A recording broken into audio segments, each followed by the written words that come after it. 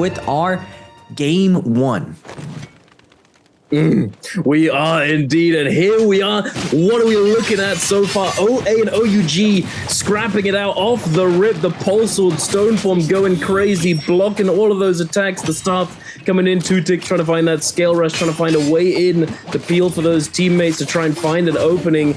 OUG looking to kite back. We do find one kill on to Baby U. I believe his teammates may have just disengaged here.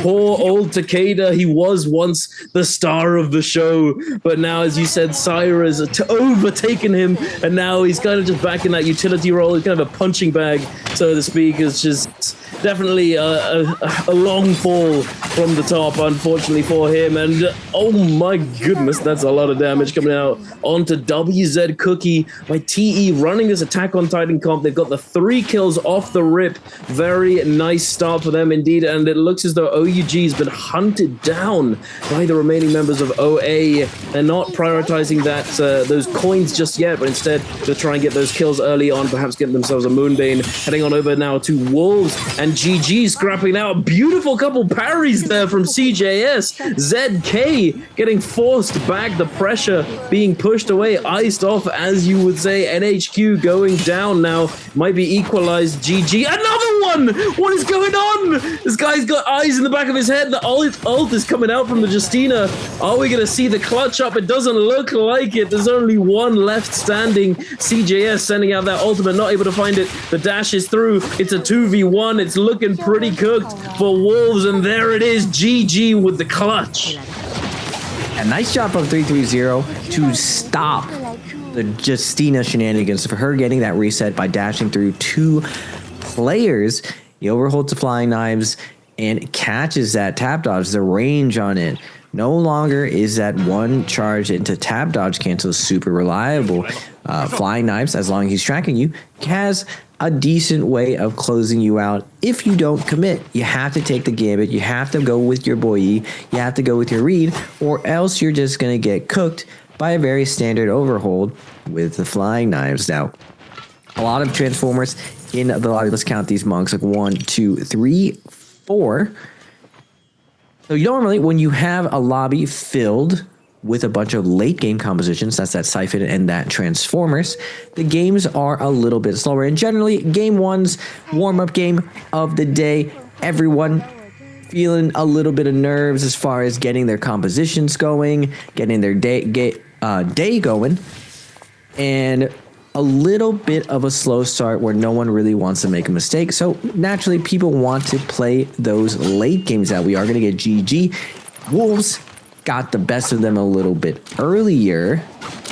Now, will they have their revenge right now? Now, GG is going to be on that Attack on Titan. CGS on the Tesla, trying to find an opener, trying to find this Tesla ult as his team navigates, but Wolves doing a good job. CK getting around this corner, gets the stagger, but Tesla comes flying down, hits her F, gets the bounty. They're going to clean up Wolves as they set up for more hunting. Oh, no. They have the bounty on Wolves, Raven. Poor guys. They're just being hunted. This is not looking good for them. Oh, my goodness. Yeah, this is a struggle of Cannonball, too.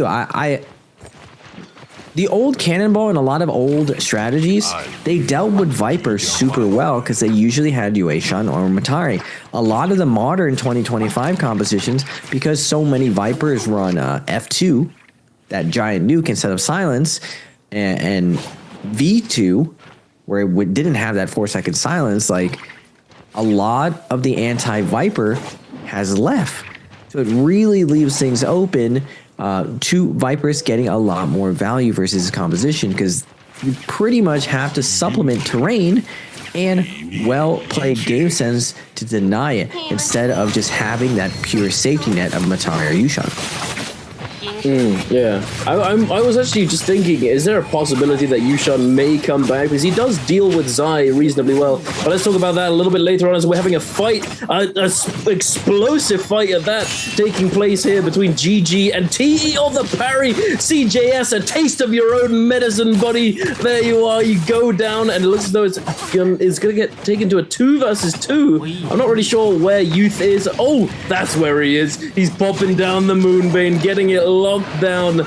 It looks as though he may have done it a little bit too late pulling this trigger. They might be able to find. Oh, wait a minute. Oh, wait. As I said it, the caster curse comes through. Ladies and gentlemen, TE's Moonbane is going to be cooking GG and just stopping them from absolutely destroying this lobby, having taken down Wolves and half. They're definitely going to be slowed down. The snowball has been halted, and TE are the ones to do it with 6 eliminations now. But speaking of Wolves, it looks as though they're not out of danger just yet. LJX, formerly known as the King, trying to disengage here. The bounty is still on his head, trying to navigate his way through this Moonbane. He's running straight into TE and is not looking good for him. But I didn't realize LJX was the King. Yeah, LJX was the King. Wait, what is with the name changes this season? We got Wang Liang going to Edward, and we got LJX. I'm guessing that's his name initials? Perhaps.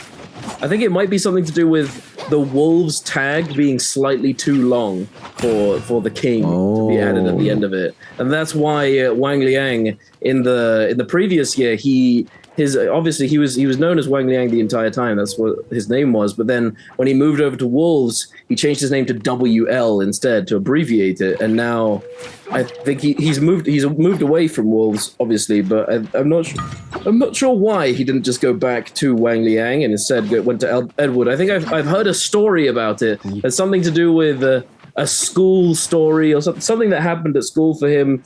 And he was just given the nickname Edward and it just stuck. So I think that's why he's changed it to that now. But the question I wanted to ask you, Yushan, obviously we don't see him at all now. He kind of just gets rolled by quite a few things, but he does still have pretty good pressure when it comes to the Zai matchup, as he's able to essentially just police her and prevent her from doing a lot of things. And because of the Viper changes, do you think it's at all possible that we might see Yushan come back into the meta?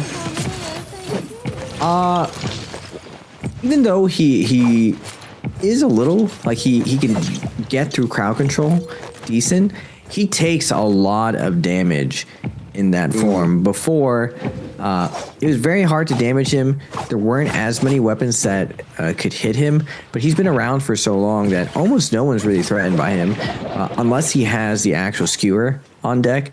And if he's going to be a counter to Viper, he's not going to have that damage threat. He's mainly there for a defensive cooldown and then slamming over and over. Now, before, there weren't really Zais in the league as much, and the Zais really have figured out how to cook a Yueshan when he's ulted. He's not this like unstoppable force. Like a Zai can sit there, light attack, and slowly chip away at his health. I would even say it's slowly. It's actually very quick. So we saw a pretty big fall of Yueshan being there just because Matari paired with Zai is super powerful and a good counter to all the Vipers. We are going to get, for our first Rumble Yang, Bauda versus ZZVT is going to pop that Monk ultimate immediately. The Xiphon composition is going to disengage. Doesn't look like they popped their Matari ult. They are using the pillars to kite over and over. XCM looking for the stagger, able to get the follow-up. Cookie absolutely deleted. Now Syra trying his best to get the stagger onto the Monk, but with just one grab, he's going to be healing up, almost back to full. The Syra doing desperately staggers onto him, trying to dodge, weave, get out of there, but with two teammates down, WZ is just within a formality, is probably going to get cleaned up here. He does get a bedazzle, looks for the release, but the threat of the parry is still there, and now they're going to keep him alive in order to secure that buff later. Indeed. Now moving forwards, got FPX and the SR scrapping out in this opposing realm of Yang. It looks as though FPX has lost a member. Kylan just now coming out of that ultimate, trying to find something to overhold onto Rico. Rico getting overheld again. Oh my goodness, the two focus releases into the parry again at the end. The standard line coming through. Rico, he reads it. He doesn't fall for the silliness, ooh, Oh, you gonna parry, bro? No. There it is. Releasing on the one charge after the double overhold, and he gets caught by SR. Gonna be able to claim that Realm of Yang victory, going up to 6 eliminations now. I'm moving over to GG, who have found a little bush to settle in on, and it looks as though YZG's done exactly the same thing. They're just settling down, settling in, waiting for this Yang depletion situation to progress a little bit further, biding their time until they can find an opportune moment for an optimal third party on one of these Yang depletion teams scrapping it out once that timer starts ticking down. Bauda and what I believe is SR going at it again. Temi ult and that Syra ult coming out. Monk is already going to get a double blade grab though. Kablowy, big damage going to be coming out onto that Temi. He's going to pop that gold F. Dodging a lot of this hit right now. ZDT trying to find a regrab, going for the Sam, looking for the second, not able to. His Kylan bouncing up people in the air, looking for the grab. Junk's doing a good job of kiting behind the pillar, but getting launched back into the air again. Grab going to come out from ZDT, and the follow-up from Jing with those flying knives. End up securing the kill onto Junk, and now 2v3 situation. Syra gonna pop that gold F, backing off, not able to get away though with the 1v3. Rico is gonna fall, and Bauda is gonna make quick work of the ultimate dump coming out from SR. How do you get away from this, Raven? Nunchucks? Flying knives, fist blades, and fan. Like, what do you do against this? This feels so crazy. The tech chase. I mean, I will say that flying knives, the tech chase on this weapon isn't as good as some other weapons, but just the ability to sit on the outside and constantly have this threat, the pressure on those players that your teammates are engaging, it's so difficult to actually manage.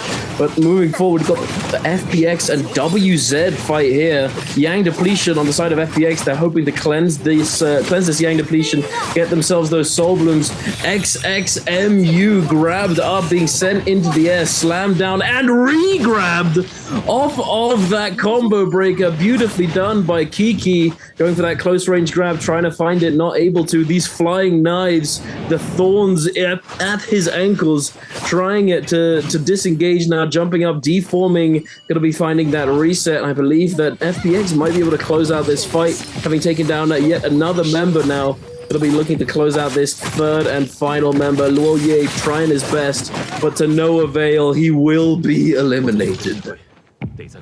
The FPX, again, flying knives everywhere. You're seeing in the kill feed nonstop with those flying knives, able to close out kills. Just the threat of that double charge, just so oppressive. So we're gonna get BBE versus GG. He on the Kylan gonna be popping that ultimate. Unfortunately for him, he's already tested the ultimate, and the V2 is gonna be coming out. He's gonna try to get around the corner for that Tesla, and GG is gonna make quick work and finish out Claw. But on the third party, we got YZG coming in with this ferocious third party, looking up to steal some kills. It looks like GG is gonna be backing off from the situation, and now BBE stuck in this unfortunate sandwich between YZG and GG. PXA on the Monk, looking for the overhold, gets that double charge onto Roy Hee, and CXZ on the Kylan, going to lead the charge, get the staggers, and the follow-up from YZG so big. GG now is going to come in with the fourth party. Initially, they got third party. Now the party's going to continue at the after party, continuing with YZG and GG. CGS is going to back up, realizing not going to get much value off that Tesla. Good peel is going to be coming out. And now GG, with that discipline, with that temperament, okay with grabbing a little bit of loot and finding a better position to find a good fight. It doesn't look as though YZG wants to let them go just yet. They're poking and prodding at the backs here, trying to see if they can find an opening, find one of these players lagging behind, slacking and not staying with the team. They don't have Wu Chen ultimate as well, so this is very dangerous for them. YZG might know that this is the case. They may have spotted out the Viper ult usage beforehand. They're going to be popping that Monk ult, the Vajra state coming out, CJS popping that combo breaker. One of the disadvantages, though, is that you stand still when you do it, opening up the opportunity for this grab. TXJ taking full advantage and now going to simply be able to regenerate a significant amount of that ultimate with this Firefly cage, preparing themselves to move forwards, potentially going into that second realm of Yang. And now GG just falling apart at the seams. OA able to pick up this next elimination onto LXM. They are down a member, but I believe they just bought a rebirth charm. There it is. We see it pop up with the graphic, and GG are now left with a pretty rough situation to try and fully recover while these other teams go into the realm of Yang. Inside the second realm of Yang today, we are going to get SS1s versus OA. PB going to lead the charge into water. Monk on Monk. Actually, no, it's ZZT. My bad. It's Bauda versus water. ZZT looking for the scoop on his legs, though. XEM on the Kylan is going to get deep fried right now. He's going to already have to get the V1 from his zipping. Big slam going to be coming out from ZZT, trying to turn the tides. He's able to get 1 gram. Is he going to give it 2? No, he cannot. Nice peel going to be coming out from SS1's water. Going to punch him before he can get the slam. Kylan's also going to be going around. ZZT not able to get a heal from the slam, so coming out of ultimate, he is going to be a little bit more vulnerable. Staff is going to take him for a ride now. ZZT struggling to recover while XEM still has 2 people on him. A nice job from SS's Water to find the focus attack onto XEM, and now a 2v3 situation. ZZT desperately trying to find a parry, trying to break this back, but SS1's Water has another thing coming for him, putting him in the uppercut combo, and now in a 1v3 situation, it's looking dire for my man. He finally gets that parry, but with 1 HP left, SS1 is going to win this second realm of Yang.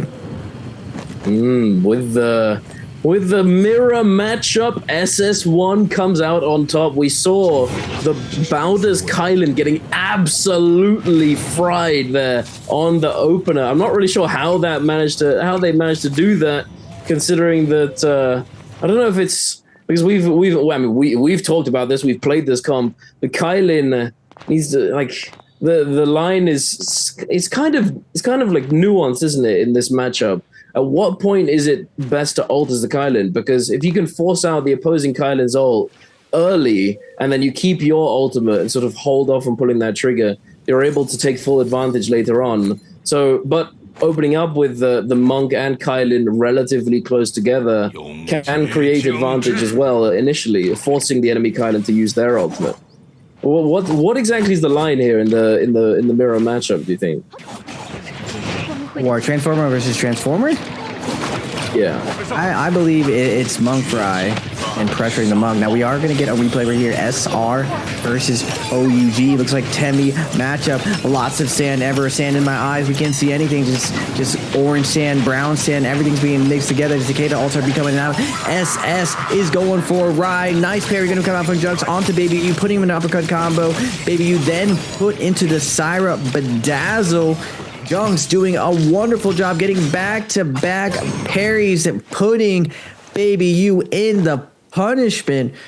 Now in the mirror matchup, at least for Siphon, it's definitely in all dumb situations with Takeda's going at it for the crowd control. I would say for Monk, though, it starts out with stripping that Monk of his armor, just like what's happening right now versus YZG's TXJ versus OUG. They sort of jumped them out of nowhere coming into the zone. They weren't really sure if they wanted to commit here, but TXJ quickly recognizing that they're very happy to fight this out, and now popping that Monk ultimate is going to be finding 1 grab here, trying to set something up, trying to catch the rejuggle. We find another one, Jin Yu getting grabbed up. TXJ goes for the close range grab, doesn't find it, but SS is already down for the count. Baby U coming out of, TXJ coming out of that ultimate. Baby U trying to find that something here. Jin Yu with that blistering might be quite devastating here because of that fire damage. They are in the storm after all. The overhold coming through, but CXZ with that combo breaker able to mitigate a lot of that damage. The fire tick is still going. The beautiful parry coming out from Jin Yu, but oh, the greed! So greedy, Jin Yu. Just go for the 1 charge, buddy. And no, he's not able to find it. And that's so unfortunate. CXZ just barely staying alive for a little bit longer. If he'd been able to find that elimination, he could have cleansed the Yang depletion and healed up just that little bit, and possibly making the difference in this scenario. But unfortunately, the greed got the best of him, as it does to us all at times. And they do indeed fall. YZG continuing on with 6 eliminations. They do indeed fall, Duncan. Bauda's ZZZT. I feel like we've been watching this man's Monk all throughout the day versus FPX's Kiki. He is looking for the slam, pushing the enemy Monk back into the zone. Kiki going to be doing the same thing. Looks for the scoop, trying to attack his legs, but ZZT's like, get off my legs, stomping on his toes. Get off of me. But FPX has to help Kiki get out of the zone right now. White Health is going to be damaging right now. TE on the outside with the Viper kill, and SR going to be showing up with the new Knives Jade, putting on the pressure. Rico not letting them get out for free. FPX's Kiki has to be abandoned by his teammates if they hope to survive longer. And wait a second, SR's Rico just attacking everyone, finding one about his members away, and the juggle coming out from these flying daggers now. So much pressure coming back from Bauda's XEM's Kylan, that forcing Rico into the Cyber ult. Now looking for the stagger onto SR's Junks. Not able to. Nice peel coming out from Rico, denying this pressure, but XEM is determined to clear out his target. ZZT down to a 1 HP situation. Temiev is going to be coming out, and he gets exploded by SR's Zhao, and now XEM going for a ride. Just a little bit of formality. The Temi ult absolutely coming in clutch here for SR. That's how many kills? 13 eliminations. And funnily enough, that's still not even the most kills in the lobby. TE on 14 as well, just one above them. But SR certainly going to be contesting, and considering that they're on this Takeda Siphon composition, they are extremely scaled now, and I'm not sure if TE is going to be able to contest them in a just straight up fight. They're going to have to try and assassinate them leading into this end game. We've only got 18 players alive, so sort of navigating through the herds of players, the chaos might be quite difficult to just slip one by, catch one of them lacking, and just absolutely explode them with the Viper Tessa. But we will see. For the moment, we're taking a look at SS1, just vibing, chilling, waiting on this Spirit Well. They're going to be able to extend the effective duration to the maximum and potentially be able to fully secure the upcoming Spirit Well, the final Spirit Well of the lobby, for free. As we've noticed this dynamic happening quite a lot. The team that secures the second last Spirit Well is typically just in the best position to take the final Spirit Well of the lobby, giving themselves the best possible chance of actually coming away with a very, very dominant end game. And I'm still surprised because we saw a little bit of adaptation. Some teams or some games in the previous weeks, teams would focus on making sure that the second last Spirit Well doesn't go to a team for free. I think it largely depends on how aggressive and how things play out in the Yang depletion situation. Because if everyone's busy fighting that no one's going to be able to pick this one up. Yeah, a lot of the Spirit Roll strategy is so elaborate now that a lot of the times we'll see that Spirit Roll get forced into zone where no one's willing to let anyone get it, just because the amount of offense that you get, especially if a Transformer team gets it. The Kylan's going to be coming in hot, and speaking of coming in hot, SS1 U1 with that buff is going to be looking to put on the pressure. I see someone down to 1 HP. I believe that's SR on the outside, but Juwon, the 80% movement coming in, going to be slowing down their pressure as everyone from each corner kind of makes a wave to get away from that blue buff, gets away from that Kylan, and unfortunately now GG is the victim of SR's Takeda coming in hot. Zhao with that spear, bonking LXM, but nice pour out, gonna come from Wuchen, giving them a second life. Chaos is absolutely breaking loose due to that Spirit Wells Kylan running around now. Temiel's going to be invested on this cliffside. Rico on the Syra, looking to pick off, looking to stagger, but pure chaos is absolutely going out with teams fighting inside the Moonbane. SS1's Juwon doing a ton of damage, but always touch on the Zai, cleaning up GG, trying to hide under this bridge. But now SS1 with Mystic Might coming in with the wrecking ball of Juwon's. Kylan slashing, dashing through, picking up one more kill for them. With the second Spirit Well coming up, SS1 still has an option to challenge, but now SR is going to be posted in the center trying to claim this next Spirit Well. They are, and considering it's Mystic Might, they might not have the power to truly contest this. So Mystic Might obviously being, I would say it's probably safe to say that it's probably the weakest of the buffs. You know, in this scenario, you'd much rather have White Tiger's Prowess or Draco Storm, but they are still going to make an attempt, I believe. SR fending off these other players, TE getting involved, and now SS1 taking their stance on the Spirit Well. Parry comes through, but no significant follow-up just yet. Rico spamming out the Moonshard Storm, rolling through the thunderous sound, the brrr. Water just getting juggled, trying his best to stay on his feet, but no, now being forced to pop that ultimate, the Vajra state coming through. I believe that might be the final nail in the coffin here. Water just hopping around, denying any pressure for the moment. He might be looking to de-transform here before they pick up this buff, and there it is, we see it.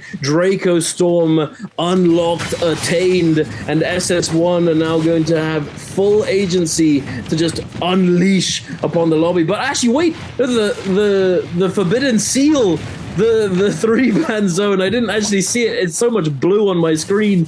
We're gonna see that ultimate get cancelled for Juan. He just dips his toe 1 centimeter into the dome and loses that ult pressure, unfortunately. Now being slowed down. It's gonna be going down to the final moments, I believe, and TE on this Viper composition gonna have to pick and choose their targets very effectively if they want a chance at winning this.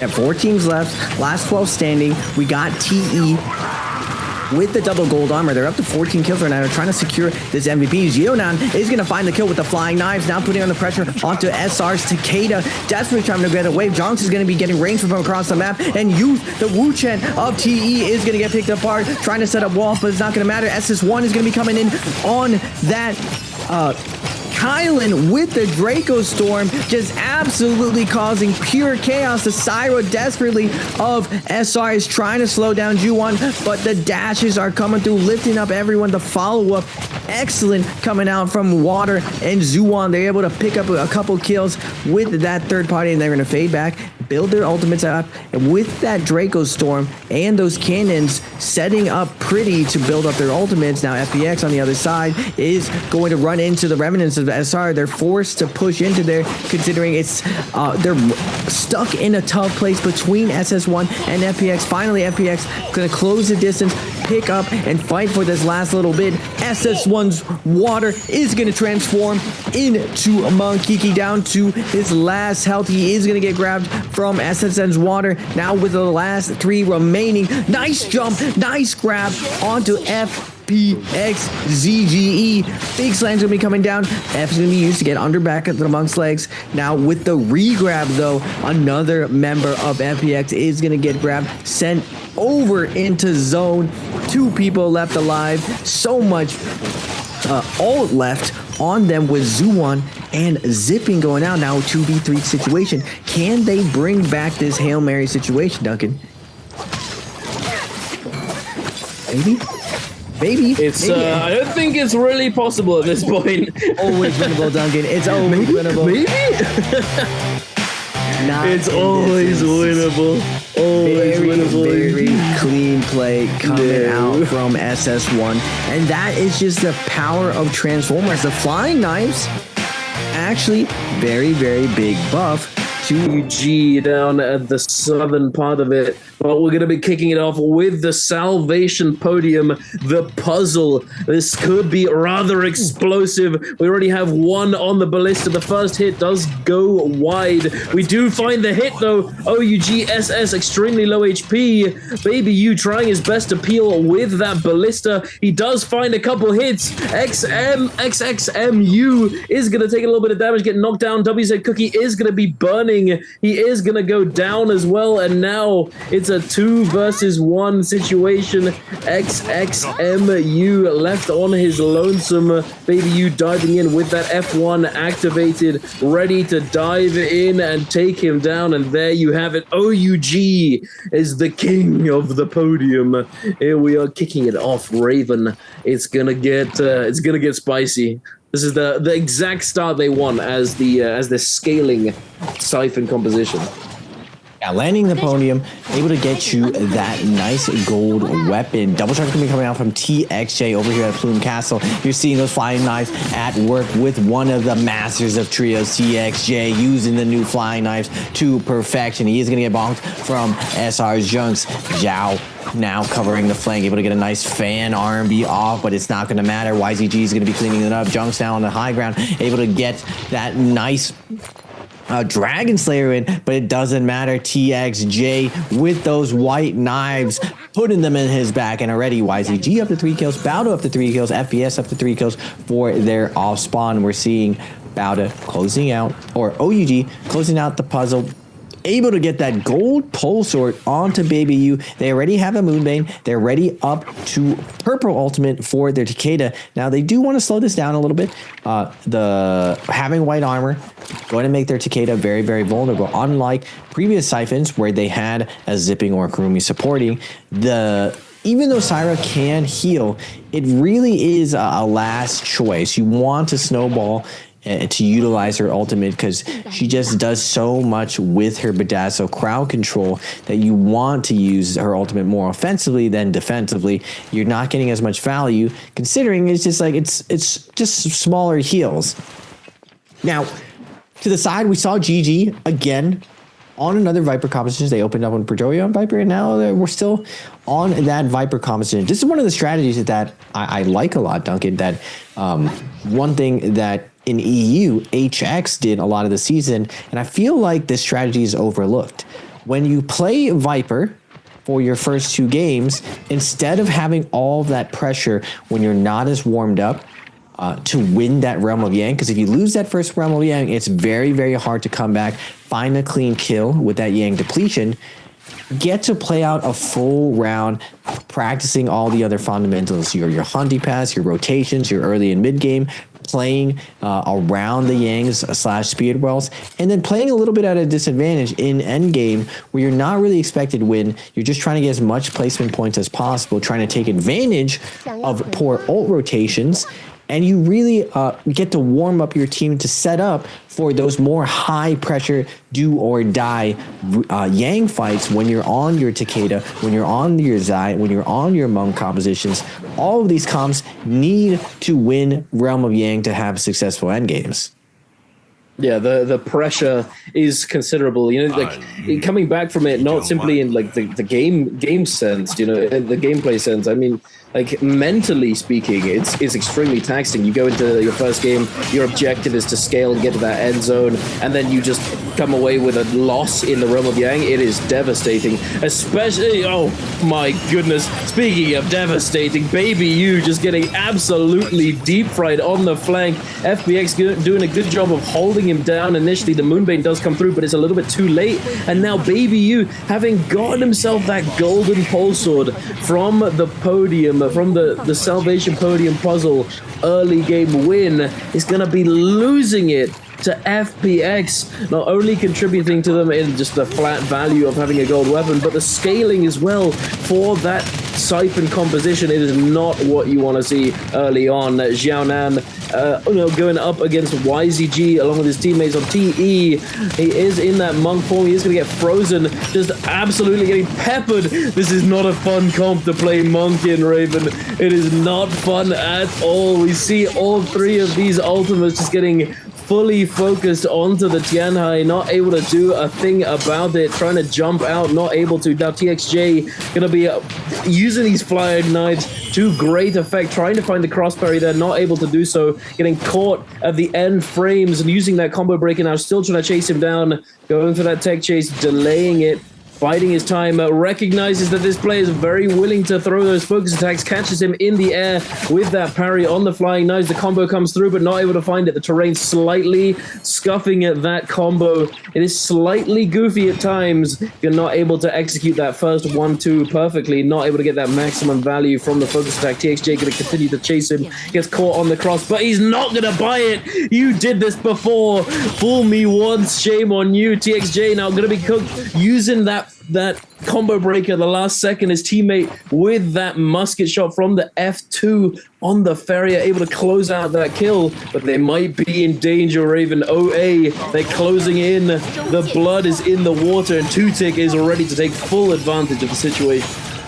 Yeah, Tutik with the Viper ultimate going to be coming in.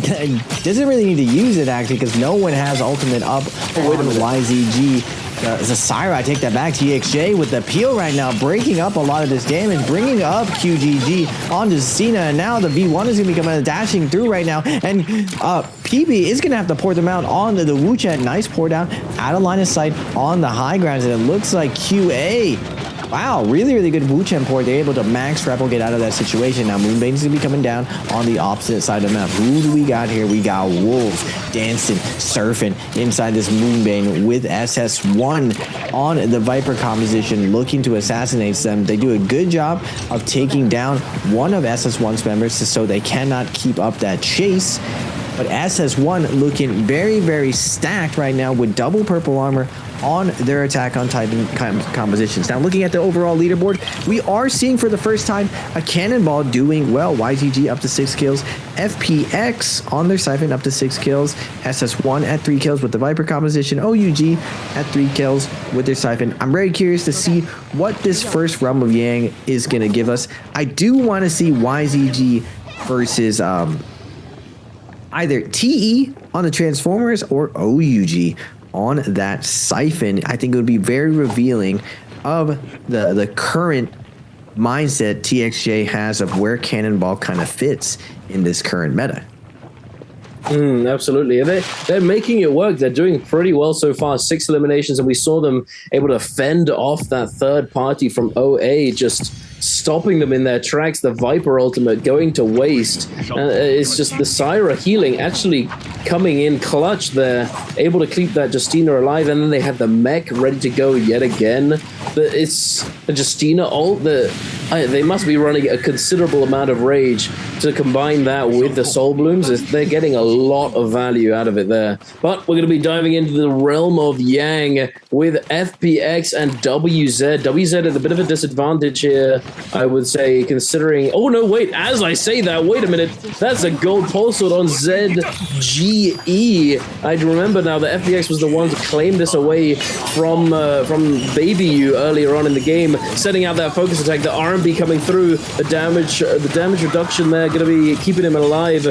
Not gonna... Oh, clanking it, turning it around. We've got this perspective here. He's gonna get caught up in the wisp, having not used that ultimate just yet. He's trying to hold off and pulling that trigger. The trigger discipline, there it is, gonna be coming out. ZGE trying to find the opening. He sees the scale rush getting charged up, not able to get that parry, unfortunately, but it gets a huge wisp onto Laurier. The follow-up damage is gonna come through. The Furin Blast coming in as well to try and continue staggering him up. But Kiki, is he going to be able to actually hold these players down? Oh my goodness, the flank coming out of nowhere from the top ropes. ZGE with the pulse sword, but no, he gets a little bit too aggressive. The parry comes in, the focus light follow-up. Cookie might be able to clutch this up. Now he's getting caught out of the air by those flying knives. Tech chase down by the nunchucks. He's going to try and find the opening. Focus light comes through. Cannot blue focus that Takeda just yet, I believe, and there it is. It wasn't able to do anything about it, just playing the spacing game, and FPX are going to come out on top. Flying knives again. FPX, the closing out weapon, that overhaul, that distance threat with that focus attack, just super, super strong. Now, YZG versus TE, buff on buff violence right now. YZG on the Cannonball versus Transformers. What can you show us, Yonan? Monk is going to pop that ultimate. He's going to look for that DMAC onto CXZ. CXZ with a little hop skip, goes into turn formal, pushes Xeonan away. Get off of me. We want some value off this Ferromex. QGG is running away from TE's peak on the outside. Xeonan desperately looking to find a clean grab, but TXJ is going to make his way to his legs, start throwing those fans into his knees over and over. And now Faria is going to be peppering in. Xeonan in a tough position right now. Going to de-transform with a little bit of white health to his name. TXJ going to keep up the pressure onto Xeonan. Dragon Slayer is going to be coming out, trying to get back to his team, but now it looks like TXJ is going to go back, and they're going to 3v2 this situation with Xeonan finally joining into the fray. Now, QGG is getting very, very low right now on the Justina. He is going to find a parry, and Kylan has yet to go in there, I believe, and set his ultimate. TEE doing their best to fight against the YZG team, and everyone juiced up with the buffs right now. We're fighting to the death right now. Xeonan, no Monk also his name. TXJ trying to find the follow-up, trying to keep tabs on everyone, but somehow, some way, TE is doing a wonderful job of staying alive in this situation. Now they do die right next to a red zone. Will they salty respawn? It looks like decisively YZG is doing such a good job that I'd never see TE really salty respawning into us.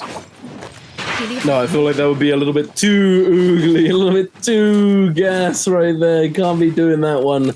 It's, as you said, you know, the rebirths right there. If they respawn, and then even if they do get a kill, YZG is going to respawn as well. This is going to be a constant back-to-back fight, and because they have that initial disadvantage, it's not going to come away in their favor. So, for the moment, we're going to see them getting that reset. We're going to be checking out WZ resurrecting themselves relatively close to this fight that's taking place now between FPX and Bowder. Both Tumulcults now being sent out. Kiki holding off on utilizing that Takeda ultimate, but oh, wait a minute. He might be in a bit of danger. He might have to pop this one relatively soon. There it is. We do see the match coming through from those Takeda ultimates. Kiki trying to find something, getting the 1-2, not able to get that 3, and getting flanked by this Tumult. XEM is gonna be able to hold him down for the moment, and WZ, as I said, they were resurrecting close by, able to come in and fully take advantage of this third-party situation. Fuyan goes down, cleansing one Yang depletion so far. I believe they're going to be able to claim another Soul Bloom as well. Now Viper composition is going to be diving in. We see that Tessa Charm coming through onto Laurier, but are they going to be able to recover now that Cookie has been eliminated? The Syra ultimate is in play. Laurier spacing out for the moment. They do still need a Soul Bloom onto that Syra. They do find the Dazzle onto CJS. He might get cooked up. The armor swap does come through. The tech chase with the fan, trying to find it. The jump into the Tessa ultimate is going to come through, delaying that push, but Laurier able to immediately cleanse that charm. Now fading back for the moment. Cookie just still slowly bleeding out. I believe the XXMU might be the sacrificial lamb for the moment. It looks as, oh, are they going to fight this out? No, they're not. No, I think it's took. It is over, unfortunately, for this member of WZ, and now the final member is going to be tasked with fully recovering at this game for them. And look at this. This is a sad sight to see, I have to say, Raven. The Yang depletion. It's rough for the boys. Last 2 seconds. I mean, I was wondering if they maybe had money left, but it looks like they just couldn't find a nice hunting path. And BBE is having a pretty slow start today at 0.5, all the way at the bottom of the leaderboard. But I mean, the champs of Worlds also having a pretty slow start at 1 point. Wolves and even OUG, one of the best fighters in GG, all having slow starts at 5.5 and 13. It really takes only one really big game for the numbers to start keeping you super, super far ahead. Now it looks like we're going to be transitioning, buying Jades, setting up for, I believe, the next Rumble. Yang is going to be coming up. Hopefully YZG is going to be able to get there. But like I was thinking about this before, and I'd seen it.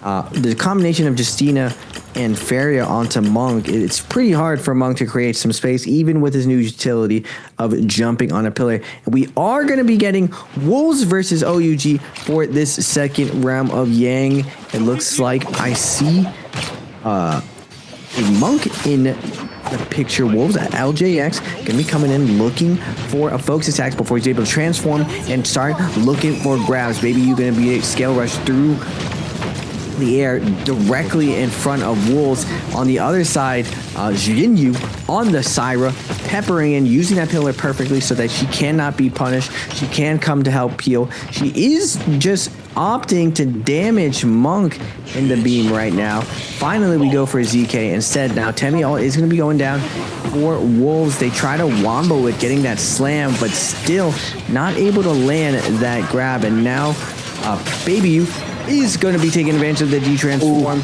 Looking for that follow on LJX. The shoves are going to be coming in.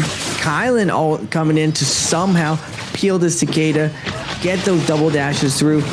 1 HP situation for SS. Somehow he's lived through this. LMB on the pulsar. You know we're desperate if we're going LMB on anything. Now LJX, formerly as the King, going to be jumping on the pillar with Baby U chasing him down, trying to close this out. He needs to take down one person. Nice slams him come out, healing up Baby U. Looks for the double charge, but ends up clanking again. One charge is going to come out. And no one is giving Baby U a chance to clutch this. No one's throwing a bad blue. Very, very disciplined play coming out. And what a wonderful second Yang that was. Indeed, and there we are now moving into another secondary Yang. TE going up against YZG. And it looks as though YZG is again coming out on top. We see the just like the ends of this fight, but they're all just in advantage state with just more HP, more effective health, and more tempo in the fight, just dictating the pace here. And YZG going to be able to claim this realm of Yang as well, getting their hands on a golden hang sword and that golden armor. Not sure what this Jade is, but Draco Storm is definitely going to be coming into play, and they are dominating right now. 15 eliminations already. That's pretty good, I'd say. We were talking about this composition not doing all that well in the past. You know, it's rare that we see it do well. I think the only time I ever did see it do well, it may have actually been YZG who succeeded with it. So they've just got the secret sauce. They've got something up their sleeve. They know what's going on, and they're able to execute this extremely well. OA on the outside, picking up this Spirit Well, going to be grabbing Mystic Might. Looks as though we've got a fight taking place in the deserty biome between SR and FPX. And I believe there is SS1 here in the mix as well. ZGE trying his best to kite away from this Viper, able to disengage for the moment. Zhao are getting caught up by this Wisp, almost getting bursted down by the Syra. Fuyun trying to make something happen, but it's not all that easy with this terrain situation. The teleport did come through. ZGE now getting focused down by these players yet again. It's not looking too good for FPX, Raven. They're very dire position right now. Fuyun in the 1v3, it's looking pretty good. Always winnable, Duncan. He's going to pop that F, looking to look for that sack, but Water with the half charge. Going to make this one a little bit losable. Can confirm. SR with the blueberry is going to be cutting across right now, but SS1 on the Viper composition. They're always looking for opportunities to get off kills. Now looking at the leaderboard, somehow YZG is already up to 15 kills. SR2, Baldo at 4. Closest one is SS1. Now TE does have that Yang depletion on the Monk composition. Not an ideal situation just because of how kiteable Monk's ult is. Now, you can find positions where you can lock down and play fast weapons so no one can actually get away from your Monk. We'll have to see if that happens. Curious to me, though, Duncan, that YZG already breaking past the threshold, going to 112. Are they going to set a new record under these circumstances? They seem to be, everything's gelling together perfectly them. Speaking of gelling together, OA versus Balda right now. Jing on the Syra putting tons of damage into Meng, forcing him back. And it looks like they're going to be taking a reset here. This is actually pretty bad for Balda, considering there aren't many Fireflies left. And now OA is going to be tagging out, testing their vibes. And if you don't ult back, you for sure maybe get even wiped, even though you have gold armor. I never understood, Duncan, that why are teams so afraid to fight when someone has gold armor? It's really not that much more health. It's maybe one focus attack, and then we're back to even. Yeah, I think it does contribute to the mental aspect. You know, the confidence that you have when you have such good armor. It's very easy to exploit as well as somebody who's fighting against somebody with gold armor.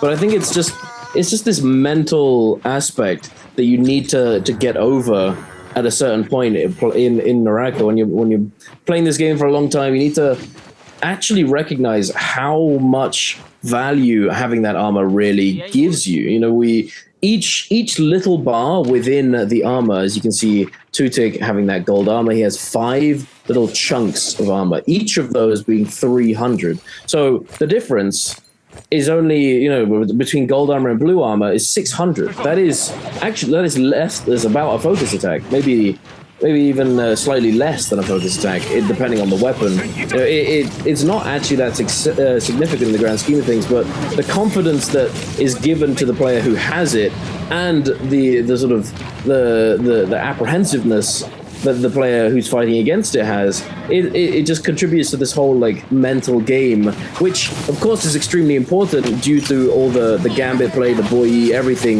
that contributes to Naraka as a game, in its sort of like the fighting game aspects of it. You know, this sort of mental aspect is something to talk about, or is a very integral part of the game. But as you said, in the grand scheme of things, it's actually not that much. Yeah, multiple teams showing up to this Spirit Well. Monks, Transformers coming in, but the Siphons have been showing up. They're a lot more scaled always. Tut gonna be going in, but we're gonna go back to Shionan's perspective right on the outside. B2 gonna be coming out. Silence is gonna be coming out. They have to be careful right now, or else they could get exploded. Youth, very, very dangerous situation. Tessal's gonna be coming out, knocking most of TE in it, but Shionan is gonna pop that ultimate, I-framing the stagger. It's a little bit late from LXM, but no need. The target is peak on that zipping, and it looks like TE's Shionan is going to be backing up. Wait, he's back in. He's going to build up some ultimate. A little bit of indecision coming out from TE, but they are going to get wiped out by OA's Tutik. Isn't that what you call them? I call him Tutik. I call him Tut. I don't know how the last part is actually pronounced. But ballista shots are going to be coming out onto Tut as he's exiting right now. Harry's going to be coming out, and they are going to find Shionan inside a bush. He's going to use that gold F, but nowhere left to run. Always going to clean up them, and we keep transitioning to more endgame. We do, and this, funnily enough, is going to be similar to that of the previous game. Only 18 players left alive. I do imagine that we'll see the majority of these 18 players stay alive until those final few moments. But as I say that, Junks is trying to get his way back into the safe zone on the Viper, having lost Rico on the Wu Chen. And it looks as though QGG might be spotting him out. He does get that grapple. The F comes through from Junks to try and push him away. Junks desperately trying to disengage, using that grapple LMB spam to max distance, but it's not to be. YZG gonna dive in, pick up that kill, going up to 17 eliminations. Now 17 is crazy. They could very easily break 20 kills in this game, considering the number of players that are currently left alive and the fact that they do have Draco Storm now. They're very willing to take this fight, even though it is in the Moonbane.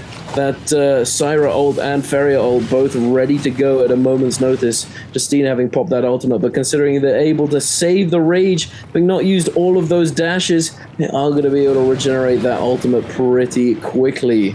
Now, moving forward, we do have this Moonbane in effect. WZ eating the brunt of it as well over there in the distance. We see him taking a little bit of damage. He's moving out.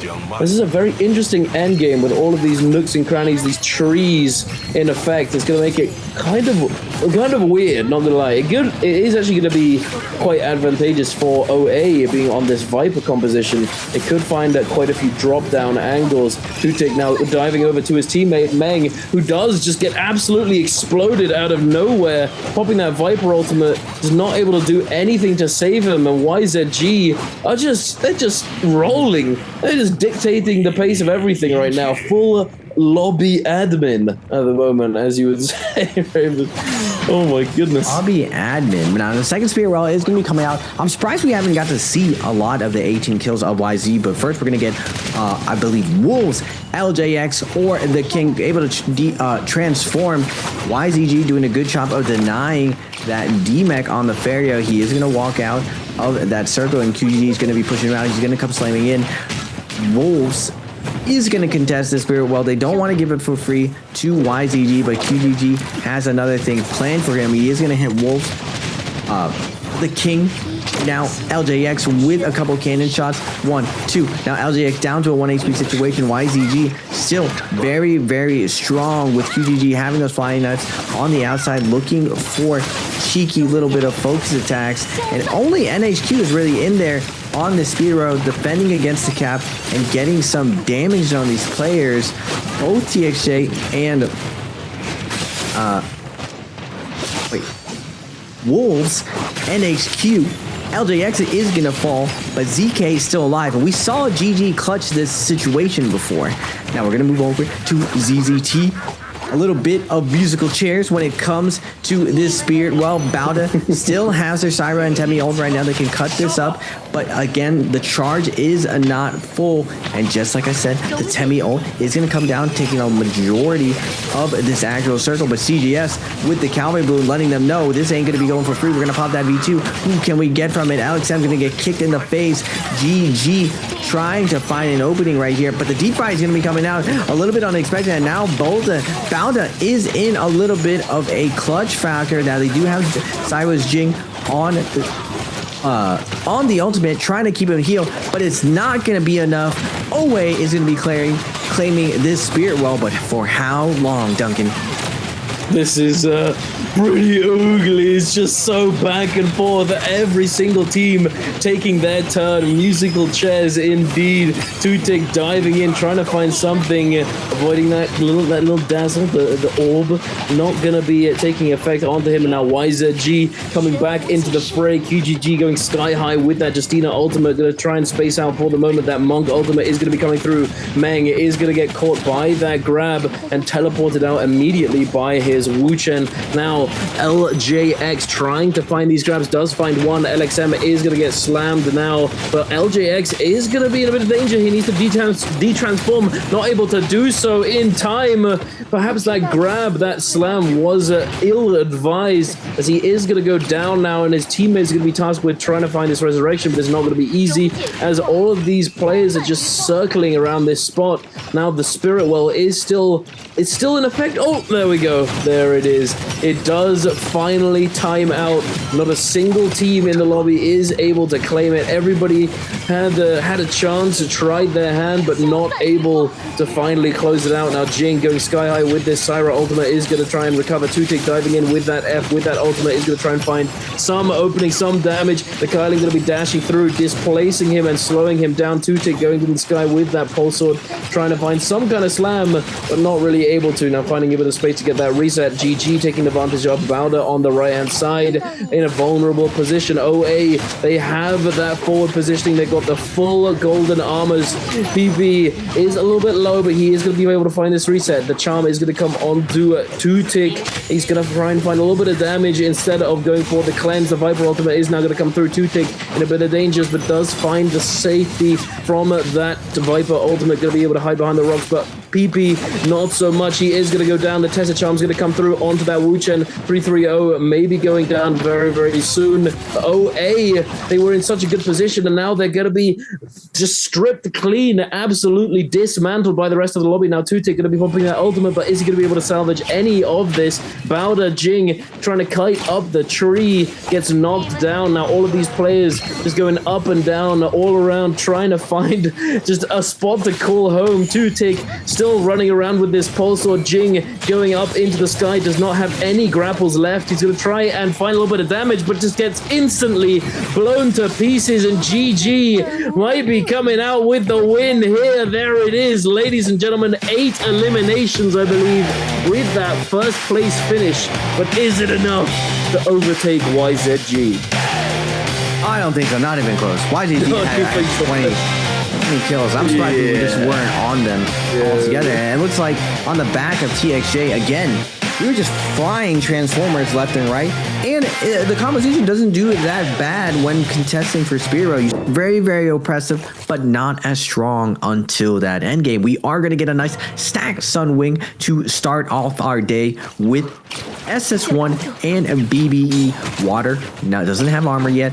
Looking for an armor. He does have a weapon at least. Now trying to gather up with his teammate. BBE's Claw trying to close the distance. But a nice job from Water to buy some time. Going to the high ground right now. Getting to his teammates right now. Consolidating. Able to get the flank onto Roy Hehe. Roy Hehe's going to force out that gold F, and Water going over to his other teammate. Nice big flank. Water just doing a lot of work for Zuwan as he's trying to stay alive. Unfortunately, he will finally fall. Water going to go to the ground with that R&B, looking for that Soul Boom. He is going to be able to get it. Overhold is going to be coming through, but Roy Hehe with the dodge, chopping away from him. He is going to secure the kill. Now, Roy Hehe, though, in a 1v1 versus Yuan, going to throw that LMB, turn it around. Yuan with the spear, putting him into soul form, crossing him up. Roy Hehe with the accidentally R&B is going to get a little bit of a hit. He wants to reset here, gets the Soul Boom, and now Takeda ult is going to be coming out. Roy Hehe not opting to pop his Syra ult right now, wants to hold it. Both Claw and Devin looks like to have salty respawn, and it looks like SS1 Juwon is going to be backing off, bowing out, and trying to retreat and meet up with his rezzing teammates. You definitely want to hold on to that purple spear, not only because it's good for the damage, but it's also very good for that scaling that we've been talking about so often today. And BBE very willing to take this aggressive early fight. They do find the pretty solid initial fight here, but unfortunately it does get evened out, and then with that Takeda using his ultimate first does actually mean that by the time that, you know, if the Syra kites it out and doesn't use theirs, then they're gonna be at a disadvantage. So they do find those reses, decide to pull the trigger on this one and try and conserve all the loot that they're gonna be able to find in Sunwing. Now moving over to FPX and YZG. Let's take a look see here, Raven. How does this play out? Kiki trying to find the skill rush, trying to now come in for the flank. TXJ finding the beautiful parry into the one charge bonk from the spear, the vertical focus attack coming through. Kiki getting immediately dazzled on the entry, trying to feel for his teammates. QGG, I believe he may have just gotten poisoned, actually. The poison is going to come through, but the healing from the Syra might be able to keep him up. Kiki now getting it extremely low, popping that Monk ultimate is going to be matching that Feria and the Syra. QGG constantly trying to dip in and out of this fight. He does find one grab onto TXJ coming out of that Syra ultimate. The Feria is going to be able to prevent that slam from coming through. Kiki is going to be trying to fade away slightly, try and disengage for the moment as he is getting peppered down. And if you remember, he does not have his armor as he comes out of ultimate. Oh my goodness, the musket shot to take him down to a pixel of HP, and then finished off very quickly by that Feria mech. The brrr coming on through. QGG holding on to ZGE. TXJ with the jump parry, and there it is. YZG making it look easy. We are going to be going back to the north. Wolves going to be cleaning up SR's Rico. SR Junk's trying to make his way out of there. Wolves known for their Transformers as well. It looks like Bauta, FPX, WZ, TE, and Wolves all on those Transformers. Junk's going to be trying to get away and survive this situation, keep some of this armor. Looks like Zhao is going to be meeting up with him while Rico is still looking to respawn. Wolves ZK trying to lock this down, but nice fade away. Gets the focus out, gets the uppercut. 2-1-1's going to be coming out. Big damage coming out. Zhao with the assist. The meteor coming out of nowhere, taking down ZK, and now Junk's able to pick up that Soul Boom to lift himself up. Zhao has to be careful on the Zai. He has his ultimate up, but still very, very vulnerable. And now that 1-2 combo, the Zai and Syra ultimate coming out right now. LJX is gonna fall, or the King rebranded, and SR with that kiting on the back of Junks and the combo of Zhao turned that around onto Wolves, putting them upside down and reeling. What just happened? How the turns have tabled. He was zipping, getting a little bit too close there, buddy. Let's check. Let's check. Can we do this? Matari F after focus 2-1-1 meteor boom. No healing for you, senor. And down you go along with your teammates. They were playing it somewhat passive. I think that the zipping just didn't get the message there. It was getting a little bit too aggressive. The aggro support just sending it. Is understandable. Unfortunately, Wolves is going to have to now recover moving it forward in this game. And yeah, it's not the best start you want. They do have one elimination under their belt, but it's not very significant. As this game has gone a little bit slower, a little bit slowly. We've got Bowder and OA on the outside, looting up this the outskirts of the map, the southeastern coast, so to speak. ZZZT, or Sleepy T, as I like to call him, because it's just easier to say 3 Zs in a row. I don't know. You know, I had a suspicion that this was actually Sleepwalker rebranded.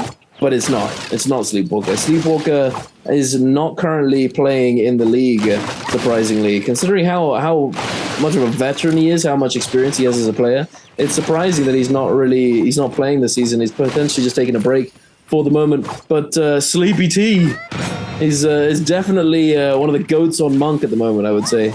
We always see him do so well on it. That is true. It looks like a staple for Bowda with ZZT, or I was going to say, it's a sound effect.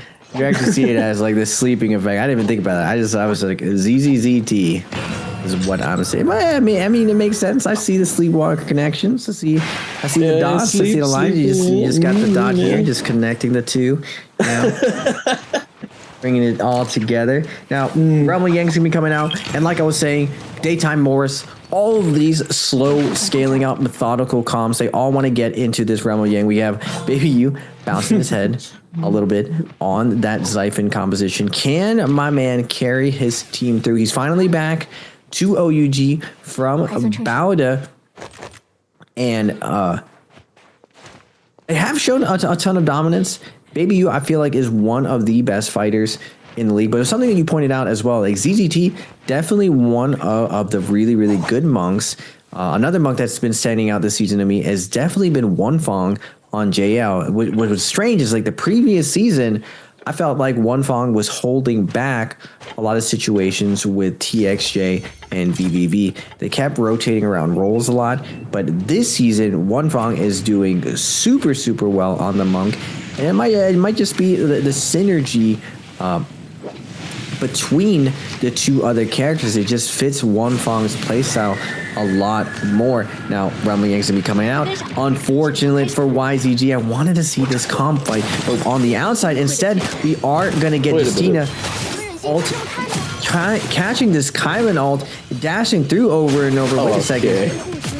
Is this how it works? Justina just fries Kylan like that? Oh my goodness, that Kylan got absolutely deleted. And now we're going to go into Rumble Yang TE versus OUG.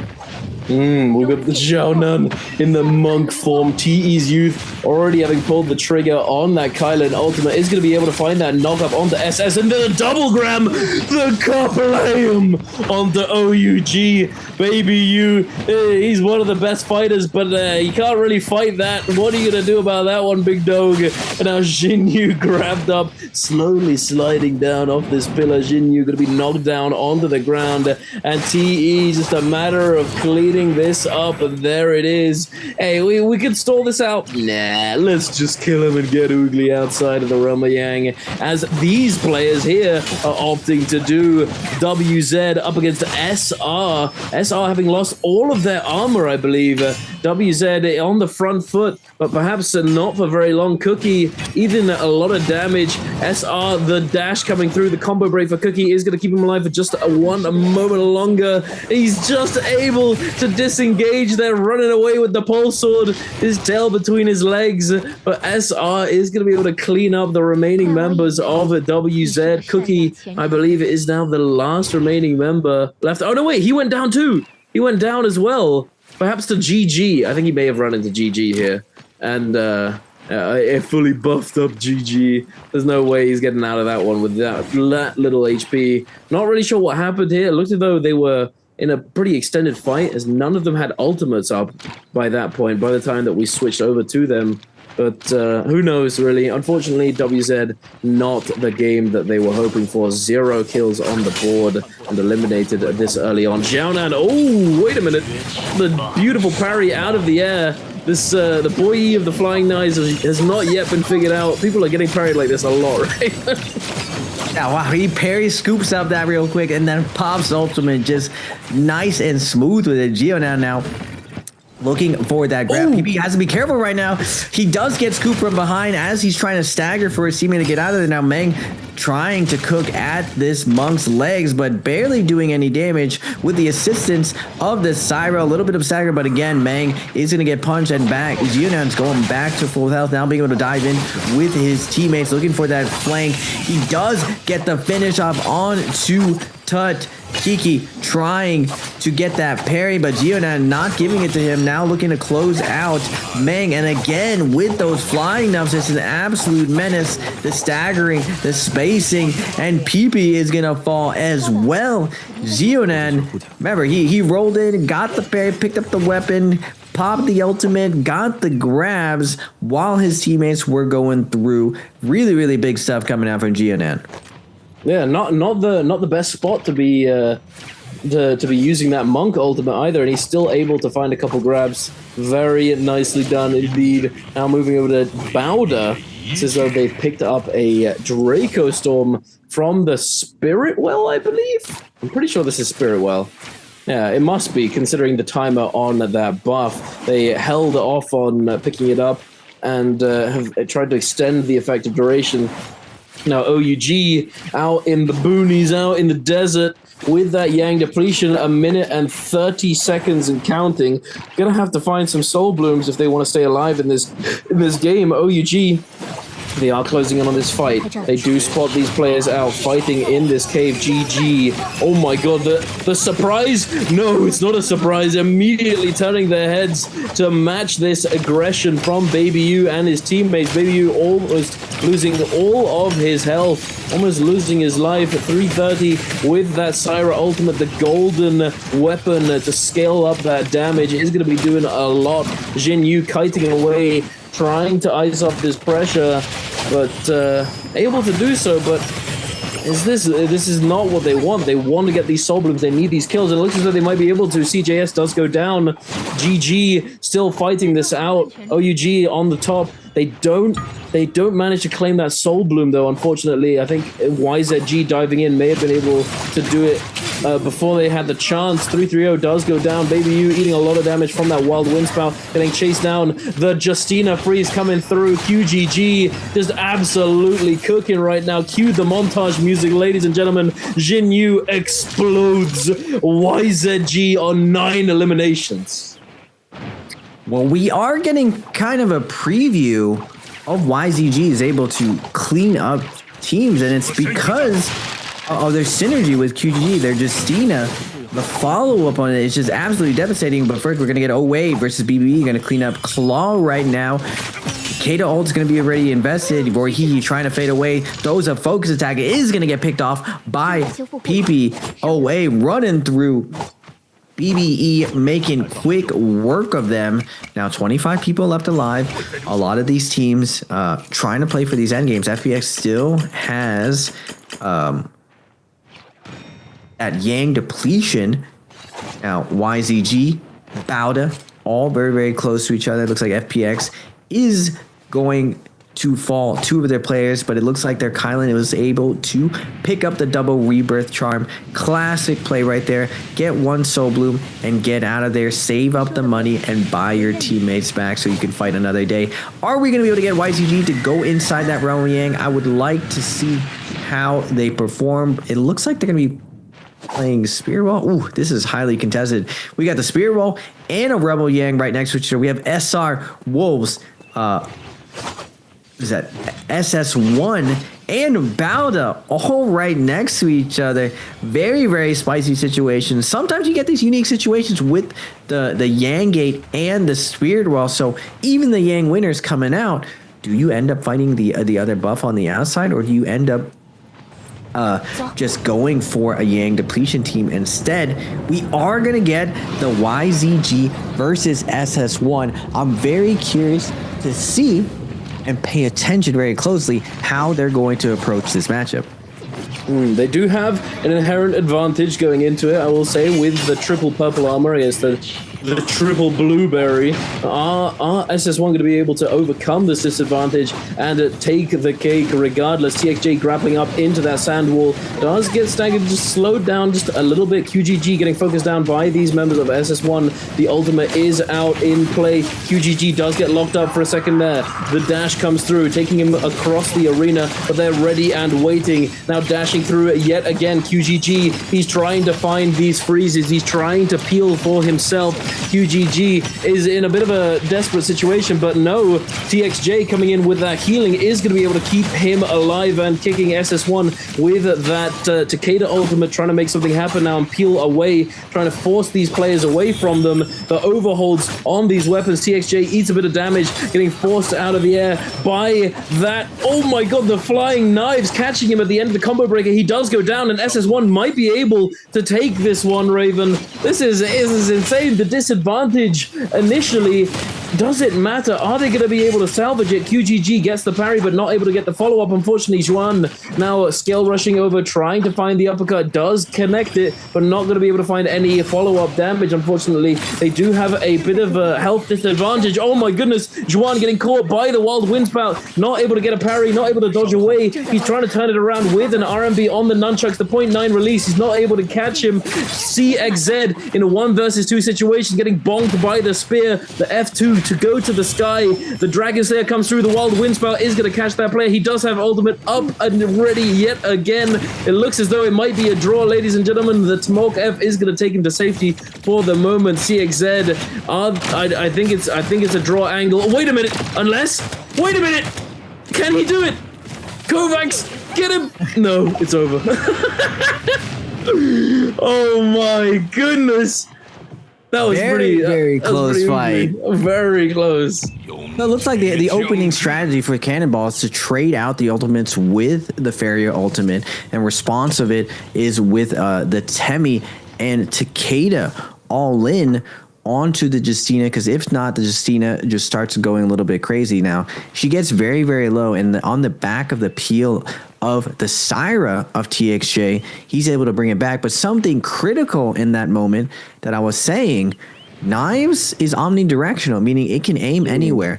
A lot of what safe play looks like at the highest level right now, solos and trios, is going to the pillars inside Yang and playing scale rush situations. And we saw TXJ trying to go to some of these bread and butter scale rush plays, and he gets picked off by the light attacks of the RMB every single time he tries to double jump up. He's getting chased down, close the distance, and every single time he goes up there, he's instantly lighted off. Now, the only way to get that off before was to either run up, hold blue, and try to like grapple you off, or throw a sliding uppercut in there, which is a lot slower than just sliding in, immediately looking up and looking for that RMB. And TXJ normally in those positions would have survived, but he gets clutched up at that 1 HP situation by the weapon and the good read from his opponent.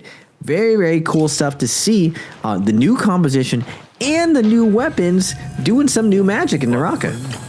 Yeah, we saw with the addition of fist blades coming through, we saw a little bit of a sort of anti-scale rush kiting play coming through with that, because for those of you who've played since the addition of fist blades, that jumping horizontal, the jumping LMB is so devastating and so irritating to avoid just in general. But when you're trying to scale rush away, it can double jump, catch you with that jump LMB and prevent you from doing so. But flying knives allows you to do it in a much less committal way. That you're committing far less because you're staying at range. But here we are taking a look at this realm of Yang that happened at the same time, I believe, as the one that we were witness to. SR against TE. SR on the front foot. TE having lost a member, but oh my goodness, the kablam, the double grab is going to be able to shred two players' armors now. Oh, what? Is this the 2v3? The 2v3 angle? We find another grab, but no, unfortunately, he does get timed out on that ultimate. Coming through with the focus attacks. TE Youth, 1 HP in a dream. He's trying to disengage. He finds the scale rush into the uppercut. That's not true, buddy. Oh my goodness, Zhao with the parry. Beautifully done. Xiaonan going to be able to peel with the bell, and there it is. The release yet again. Very close indeed. A lot of close Yang fights today, Raven. This is exciting. At the edge of our seats. We are on week 3. So like the first week we saw a lot of roughness around the edges, everyone coming from that off season.